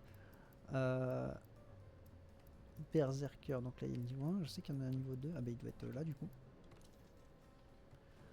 Eye Fatalis. Ah, cristal de zonium, c'est du Safi. Oh, c'est marrant. C'est des malades mentaux, genre. À quel moment tu vas faire ça à ce niveau-là? Genre après, j'en ai même pas en fait de niveau 3, donc t'as tellement plus de soucis de jouer Berserker à ce moment-là. C'est marrant.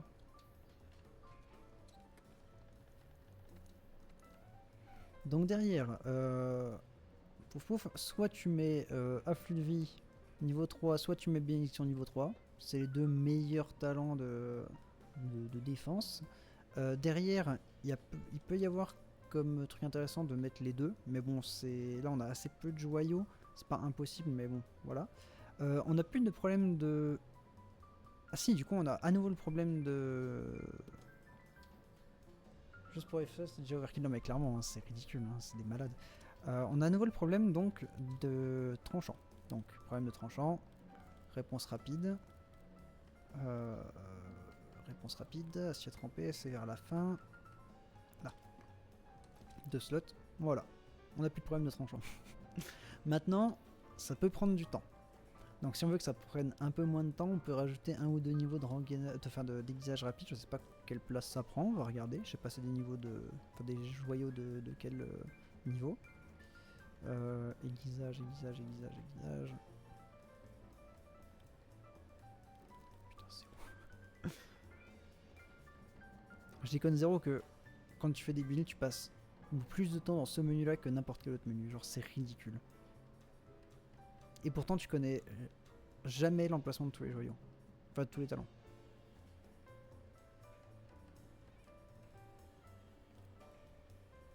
Surtout que c'est même pas rangé ni en ordre alphabétique, ni par groupe de talents, à part les 3 talents de crit qui sont les 3 là.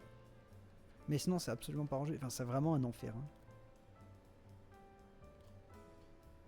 Affûtage rapide, je cherchais aiguisage, ok. Ça prend des slots 1, ça peut être une solution.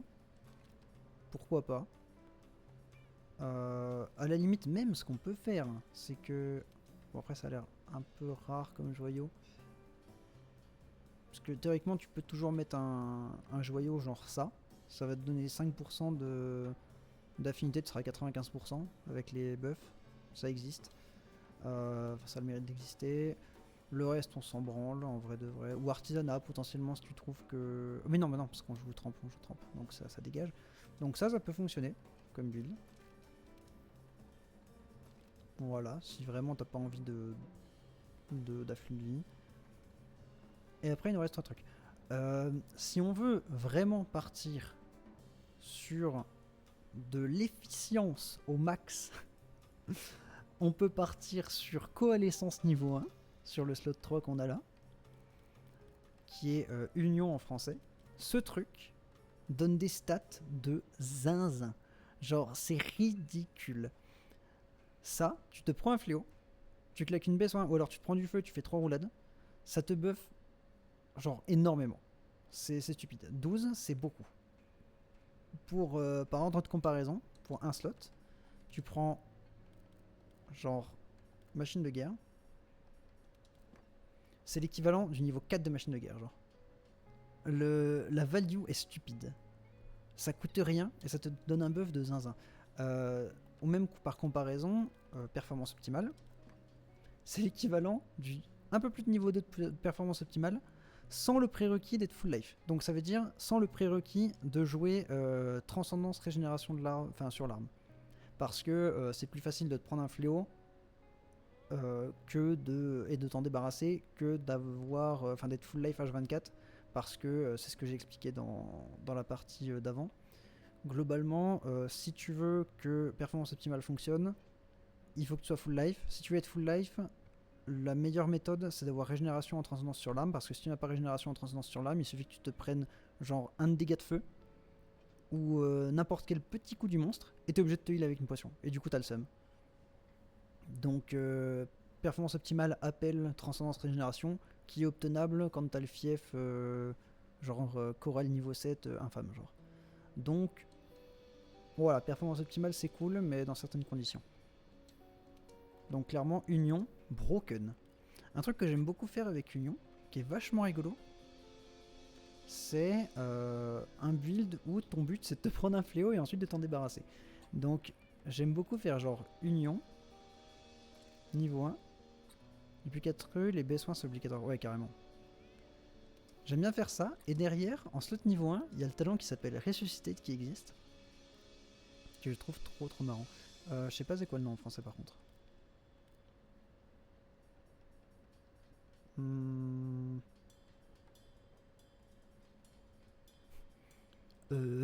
C'est quoi le nom de Resuscitate, bordel de merde? Il me semblait que c'était vers la fin. C'est un talent à un seul niveau.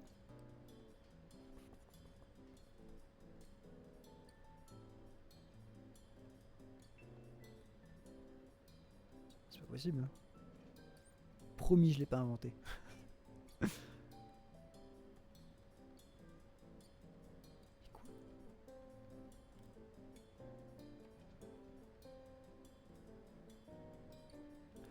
Esprit indomptable. Esprit indomptable, voilà. Ce truc-là augmente énormément les frames d'invulnérabilité en sortant d'une d'une affliction. Donc il s'active en même temps que Union. Ça veut dire qu'au moment où tu sors d'une affliction, tu as un buff de dégâts immonde et en plus t'es ultra safe genre. Et tu consommes moins de stamina. C'est trop marrant, ça coûte rien et ça a une bonne value en vrai. Donc ça peut exister, voilà, dans un build. Derrière, on pourrait rajouter quoi? On pourrait rajouter du concentration. On a besoin de concentration sur la GS. Et en fait, ça va nous faire le build. On n'a pas forcément besoin de plus. Là, on a déjà un build qui fonctionne très très bien. Concentration, c'est au début. C'est genre... C'est à la fin, n'est-ce pas? Oh, le gamble qui a raté. Concentration, concentration.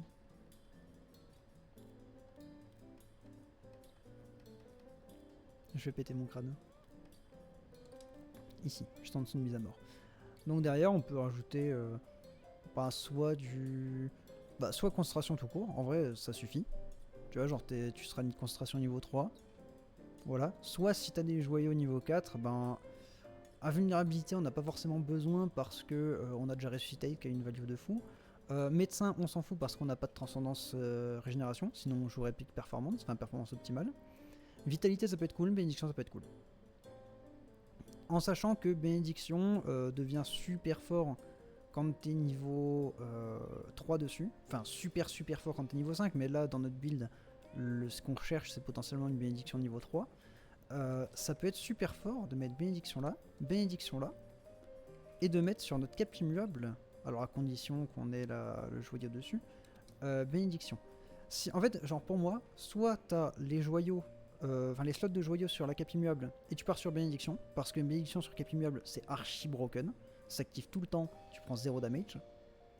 Mais en contrepartie, t'en profites pas sur la cap temporelle, mais en général, t'as les slots de cap immuable avant la cap temporelle, donc t'as plus de chances que ce soit utile. Donc si je mets bénédiction là ici, c'est fort. Voilà. Soit tu n'as pas de slot sur les caps, et donc tu mets vitalité ici, et t'as déjà 2 niveaux de vitalité, c'est déjà pas mal. Mais ça c'est cool. Ça là, le build là est vraiment bien. IMO. Alors qu'on est parti sur une arme giga à chier, et un build qui ne demande rien, genre. Vraiment, à part le Rajang, à part le seul morceau de Rajang qu'on a là, le reste, c'est que dalle, c'est de la merde. Genre, c'est largement faisable, par n'importe qui. Et en plus, on a un talisman niveau 1, genre, avec des joyaux de merde, dans tous les sens. En vrai, là, on a un très très bon build. Et on va voir, mais c'est normalement super agréable à jouer en plus. On est à 100% de chance de crit, enfin 90. Mais voilà, c'était pour donner globalement l'idée de comment on fait un build raw. Et plus vous allez avancer, moins vous allez avoir du mal parce que moins vous allez avoir de contraintes comme celle que je me suis posée là en fait. Pour pas les jouer de la cap tempo avec ce build là, les gens ne l'ont pas amélioré. Oui, c'est pour ça que je les ai pas mis. Hein. C'est pour ça que je les ai pas mis. Mais là, on va quasiment faire des... Ah mais parce que oui, c'est pas, ça compte pas comme une partie affaiblissement. J'allais dire on va quasiment être sûr de faire un crit, mais oui forcément là on est à 40% parce que c'est pas une partie affaiblie en fait, le poteau. Donc on va faire ça.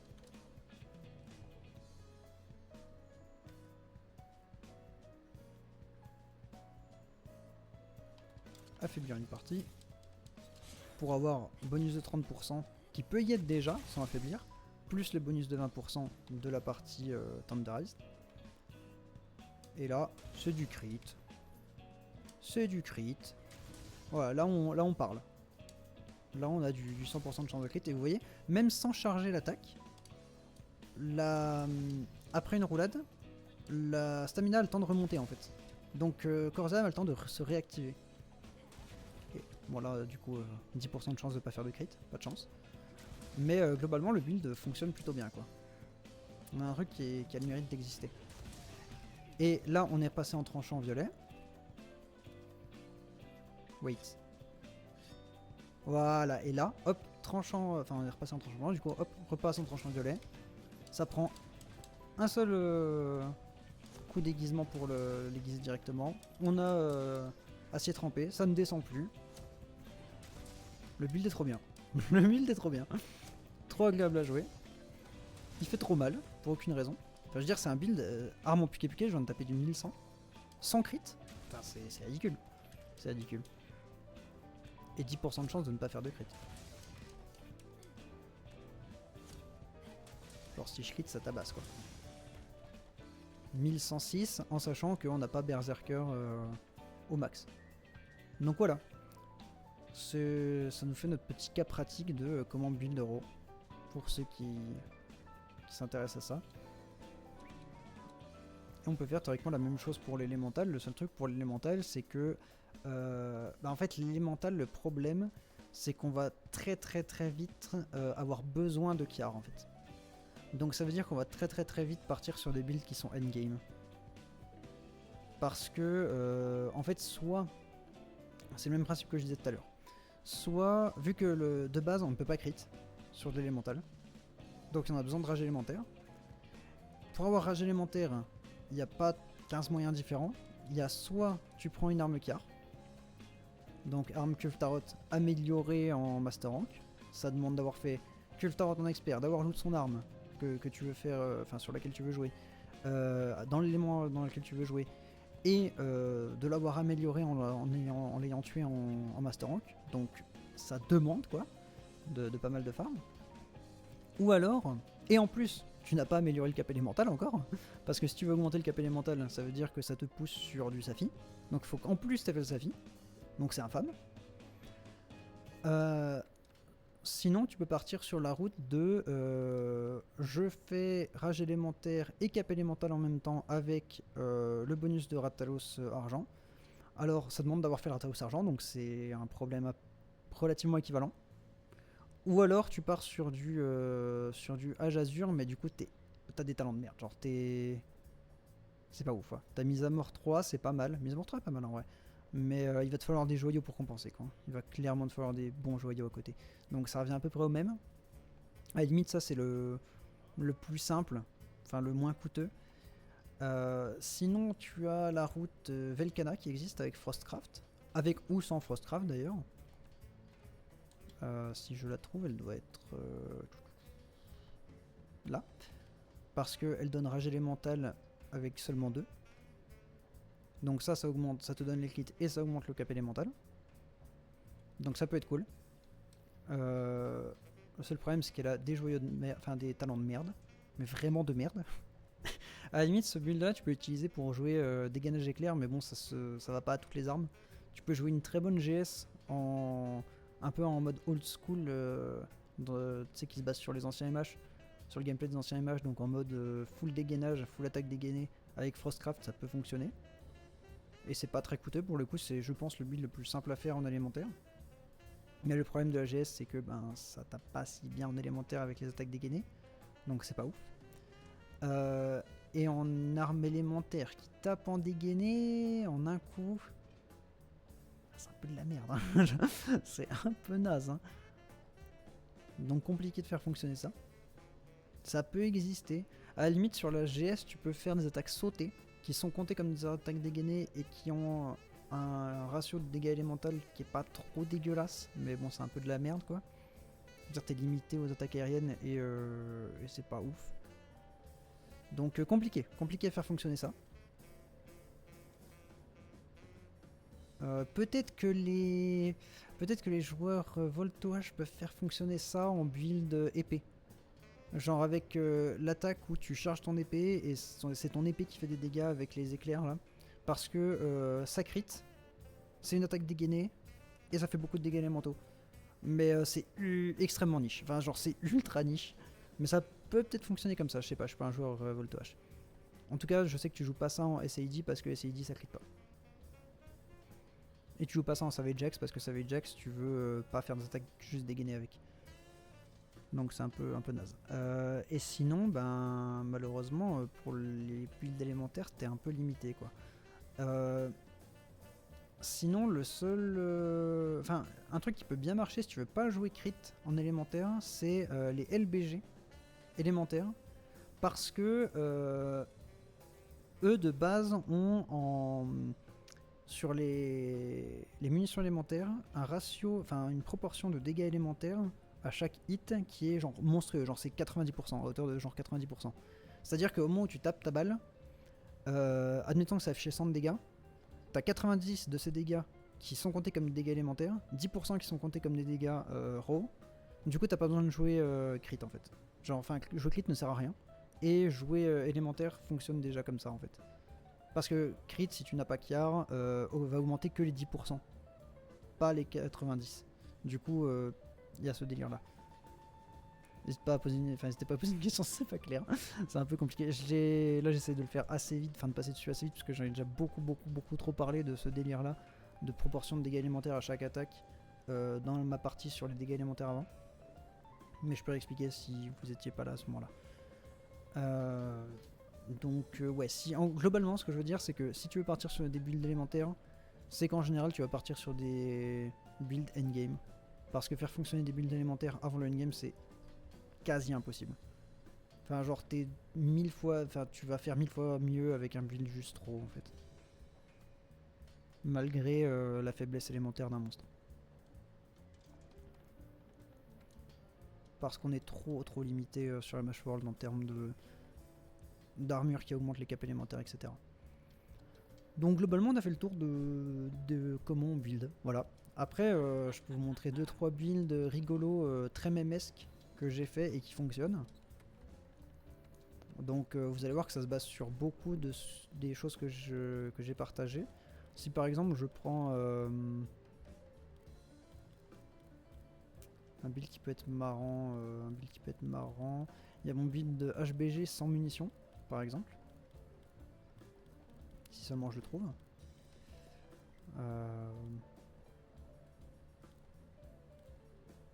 Là.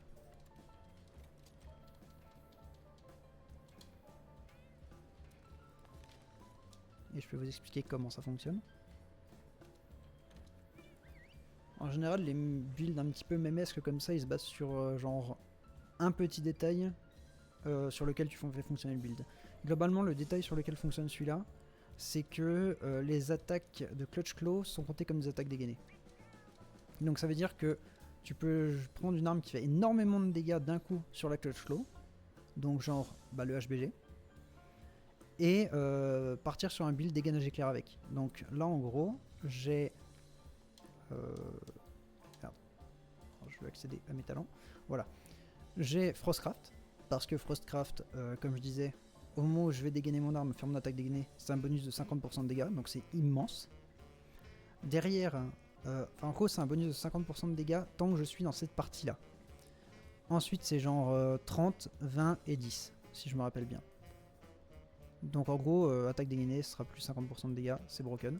Derrière on a ça, le bateau de Jutsu, un niveau de Krojiv absurdement broken, sur beaucoup d'armes. Parce que attaque dégainée fera un peu plus de dégâts, mais surtout ça va ajouter beaucoup de build-up. Il y a beaucoup de joueurs LS, katana, qui font ça. Qui prennent un morceau de période.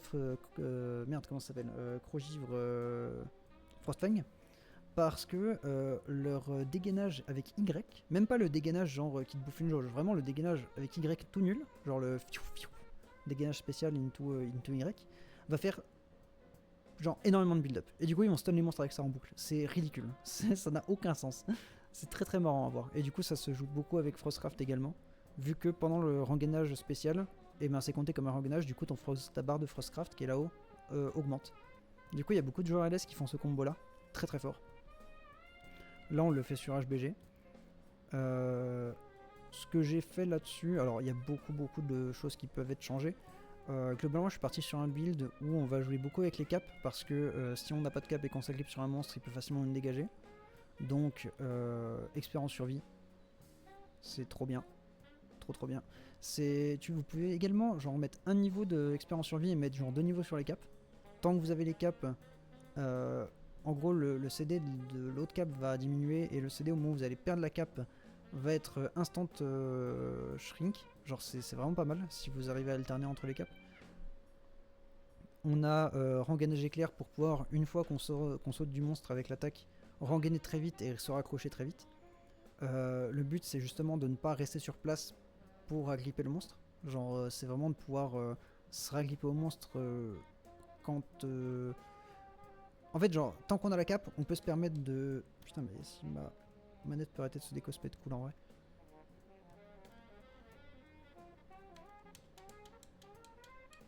Ok, parfait.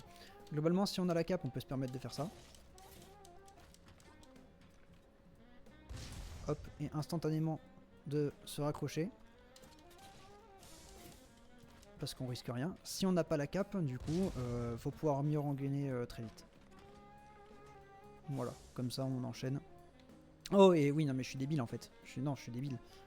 C'est juste que plus tu rengaines vite, plus tu vas recharger ton Frostcraft vite, et du coup plus ta prochaine attaque dégainée Clutch Claw va faire mal en fait. Donc ouais non, rengainage spécial trop fort en fait. Enfin rapide trop fort. Bouchon d'oreille pour pas tomber quand t'as grippé au monstre. Afflux de vie, cercle de vie, c'est... Alors afflux de vie pour le coup c'est du superflu. Cercle de vie c'est parce que je joue avec transcendance de régène et peak performance, performance optimale. Parce que du coup, cercle de vie va augmenter la régène que je me prends avec la transcendance régène et donc faciliter, augmenter le uptime de mon performance optimale, trop fort. Derrière on a quoi? Berserker du coup qui va augmenter les dégâts du crit de dégainage éclair quand on est sur le monstre. Union, je t'ai expliqué, le talent coûte rien et a des stats absurdes.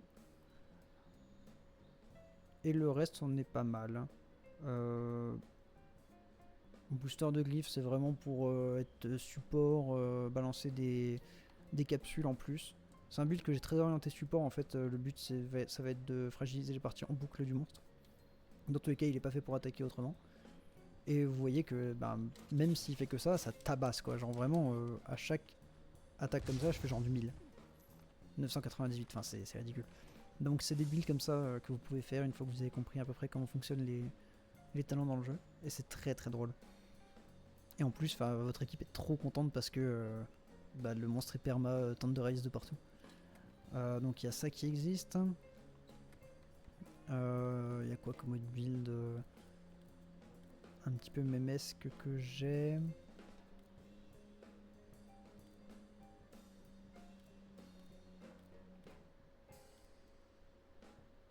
Il y a... Je vais montrer ça vite fait. Frostcraft, voilà. Exactement le combo que je disais tout à l'heure. 4 morceaux de Velkhana pour Frostcraft, 1 morceau de Bariote, et du coup cette attaque là va stun. Genre c'est stupide. Et en plus, genre là j'utilise mon Frostcraft, vous voyez ma barre de Frostcraft descendre à droite de mon tranchant. Hop, rengainage spécial, elle remonte. Et du coup je peux réattaquer. Très très fort sur le katana ce combo. Et bien sûr ça augmente les dégâts de ça. Donc voilà, ça a le mérite d'exister. Le full opti ça me fait mal, le plus important c'est de taper le monstre plus fort que lui ne te tape. Oui non mais c'est vrai, après c'est... En soi je fais cette émission là pas pour dire aux gens, pas pour montrer aux gens des builds opti, c'est plus pour leur montrer qu'est-ce qui est utilisable, qu'est-ce qui est fort et quels sont les pièges dans lesquels ne pas tomber en fait. Après les gens ils font les builds qu'ils veulent derrière. S'ils veulent juste recopier les builds, bon tant pis pour eux, mais au moins j'aurais peut-être essayé de les aider à les comprendre. Et si les gens aiment bien trifouiller pour faire des builds qui ne sont pas opti mais qui fonctionnent quand même, parce qu'ils sont niches, etc., ça marche aussi. Genre par exemple le build HBG est loin d'être optimisé, tu vois, c'est pas un build que tu vas jouer genre pour faire des speedruns, c'est un build que tu vas jouer parce que c'est marrant. Comme par exemple Dragon Pierce, même principe. Ce build Dragon Pierce, toujours pareil, combo Velkhana. Ah celui-là j'ai pas mis Crogif dedans. Parce que de base l'attaque ne fait pas de stun, donc tu vas pas réussir à stun des monstres avec même si tu mets Crogivre. Mais Frostcraft, faut savoir que vu que ça marche sur les attaques dégainées, etc. Enfin surtout dégainage éclair, faut savoir que tant que tu charges, c'est compté comme une attaque dégainée. Au moment où tu relâches, hop, attaque dégainée. Ça veut dire une chose. Ça veut dire que si tu fais comme attaque dégainée Perce Dragon, ton Perce Dragon compte comme une attaque dégainée. Et du coup tu peux faire un build genre basé sur le Perce Dragon uniquement. Et tu vas genre casser des gueules pour aucune raison. Et c'est très marrant. C'est loin d'être optimé, mais c'est très marrant. Bien sûr j'ai pas mis de power coating donc c'est optimisable. Tu peux également... Merde, je sais plus comment on fait. Charger les jauges comme ça pour les charger plus vite. Enfin il se passe des choses, voilà. Une fois que tu comprends comment fonctionnent les mécaniques globales, tu peux t'amuser à faire des builds qui n'ont aucun sens. qui ne serait, qui ne serait, qui ne marcherait pas en fait en temps normal si tu ne profites pas de tous les petits aspects que tu apprends quand tu commences à optimiser des builds classiques. En fait, ça me permet surtout cette émission-là de montrer aux gens, enfin d'offrir aux gens la possibilité de faire les builds qu'ils veulent sans avoir à justement mettre des dizaines d'heures dans comment faire fonctionner un build, enfin comment optimiser un build dans un premier lieu.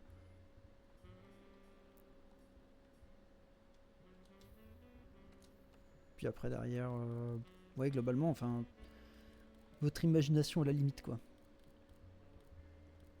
Comme je disais, je pourrais faire des seconds épisodes en fonction des questions qu'on me posera, pour genre apporter des précisions, pour tenter de faire des builds si on m'en propose. Genre, je sais pas, est-ce que tu peux faire un build ou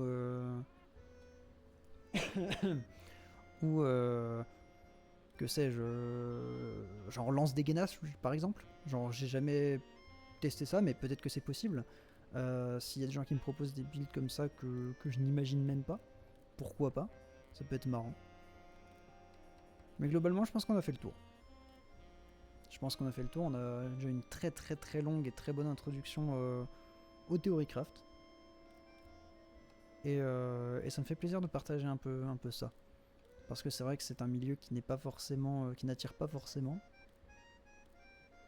On a très vite juste envie de taper ou de recopier des builds sur internet sans réfléchir. Le problème en faisant ça, c'est que d'une part, on peut, enfin, un élitiste peut dire ouais, ben, enfin, du coup, tu prends des builds sur internet, mais tu les comprends pas, donc ça t'apprend rien, etc. Mais c'est même pas ça qui est intéressant, c'est que si tu recopies des builds sans comprendre leurs forces, et ben tu vas pas forcément réussir à les utiliser aussi bien que leur auteur en fait.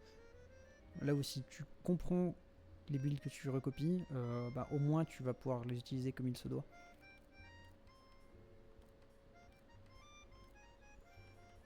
Mais ouais, je pense on a fait le tour. Je pense que je retoucherai un peu la VOD pour en faire quelque chose de plus digeste, de plus compréhensible, qui plus à virer le cut de stream qu'on a eu tout à l'heure. Mais on est pas mal, je pense qu'on a quelque chose de solide.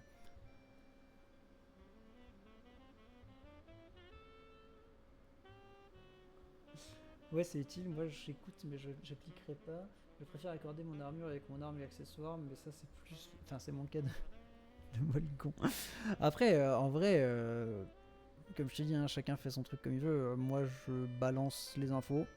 Je sais très bien que ça va intéresser une minorité de personnes, surtout aussi tard dans le cycle de vie du jeu. Mais je pense que c'est quand même important pour ceux qui. Enfin, il y a des gens qui vont s'amuser en fait. Juste, il y a des gens qui vont s'amuser comme moi, qui vont être à fond là-dedans et qui vont juste s'amuser, ne serait-ce que de Theorycraft les trucs. Moi, je me prends énormément de plaisir à juste Theorycraft. Genre, il y a énormément de gens qui m'ont demandé de l'aide pour leur faire un build à tel niveau de jeu. Je regardais ce qu'ils avaient dans leur possession. Je leur faisais genre Theorycrafter un build. Souvent, ils le prenaient et soit, tu vois. Et des fois, juste, ça me permettait de leur apprendre des choses sur le fonctionnement global du jeu pour pas qu'ils fassent des erreurs par la suite. Vivre pour le style, je passe 5 heures pour trouver le bon coloris d'armure. Alors ça, pour le coup, ouais, ça, je suis d'accord que c'est super important. Enfin, je veux dire, j'aurais pas une armure spéciale si c'était pas le cas, tu vois. Non, clairement, le fashion schools, hein, c'est important. Inch'Allah, un jour, on pourra faire un stream review d'armure spéciale slash d'armure en termes visuels des choses. Des membres de la Taverne Céline, ça serait fou, ça serait incroyable. Avec un défilé de mode et tout, ça serait incroyable.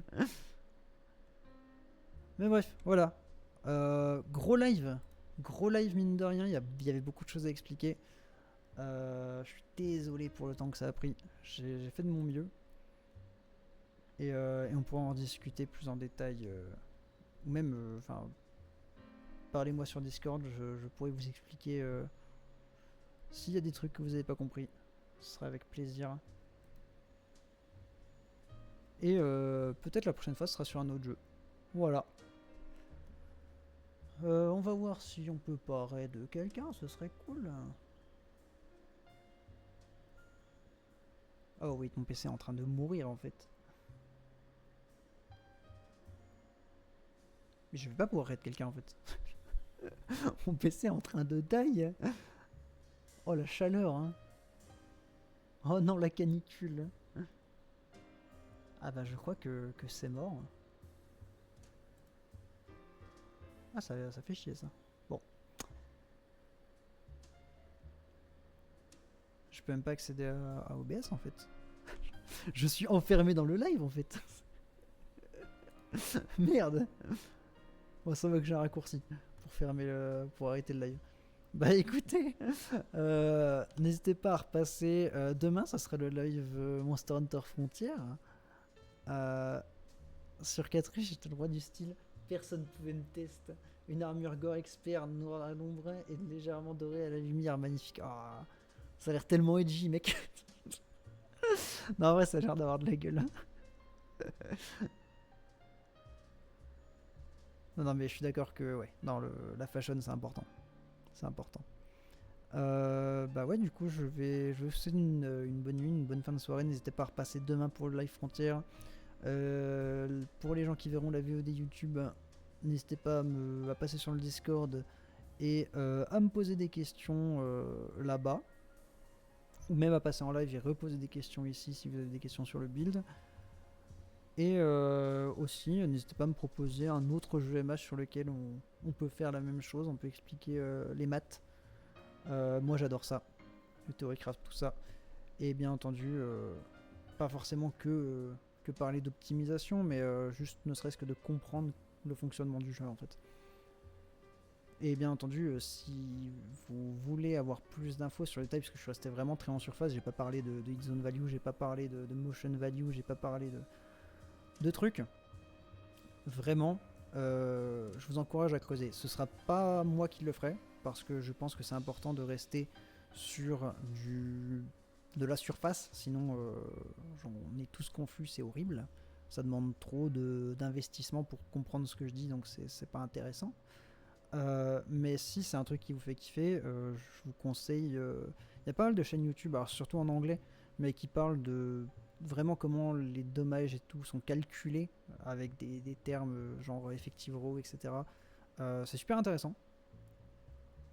Ça aide pas spécifiquement à build, mais c'est super intéressant quand même. Si c'est votre kiff, n'hésitez pas. Demain, si pour du frontière, je veux bien. HR2, c'est pas très fun. Pourquoi pas? En vrai, alors demain, on comptait avancer sur les monstres suprématie de HR6. Donc c'est globalement le HR juste avant le ranger.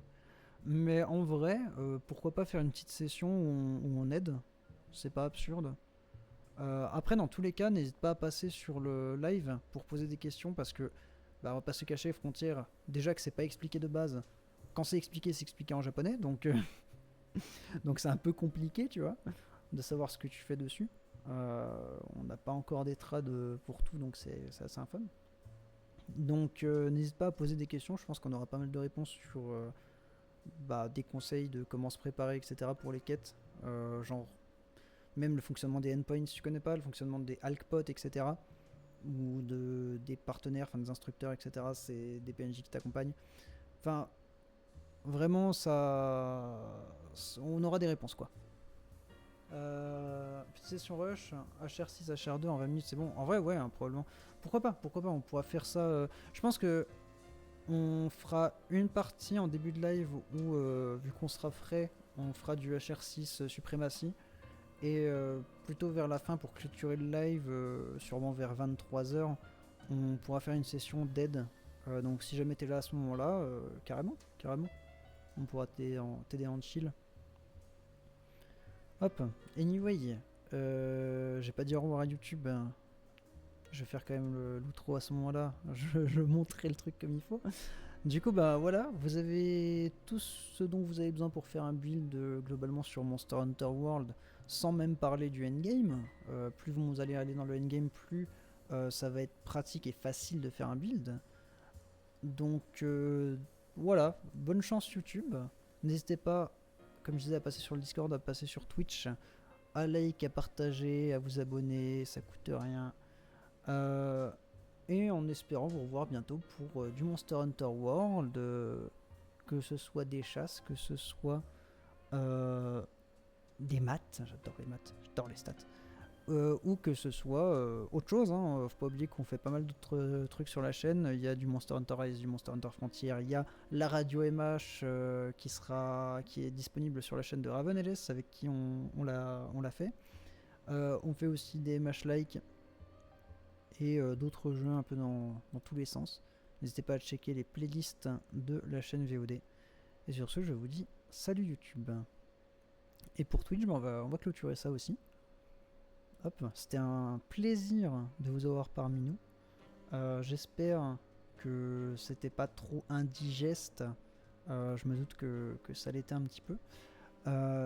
Mais voilà, j'aurais fait de mon mieux. Si vous avez encore des questions, que ça vous intéresse, parlez-moi en MP sur Discord ou pinguez-moi sur le serveur de la Taverne de Celiana. Le lien vient d'apparaître dans le chat en plus, incroyable. Et checkez le planning en dessous du live. Je sais pas s'il est à jour, sinon il est à jour sur le planning dans le chat, dans le salon planning sur le Discord. Demain c'est du Frontière, dimanche c'est la radio MH et on recommence une semaine la semaine prochaine avec du Monster Hunter World comme tous les lundis soirs en session SOS. Voilà, allez, je vous souhaite une bonne fin de soirée, une bonne nuit, bonne chance à tous les travailleurs. Et à la prochaine. N'hésitez pas à passer demain. Salut Twitch. Bisous bisous.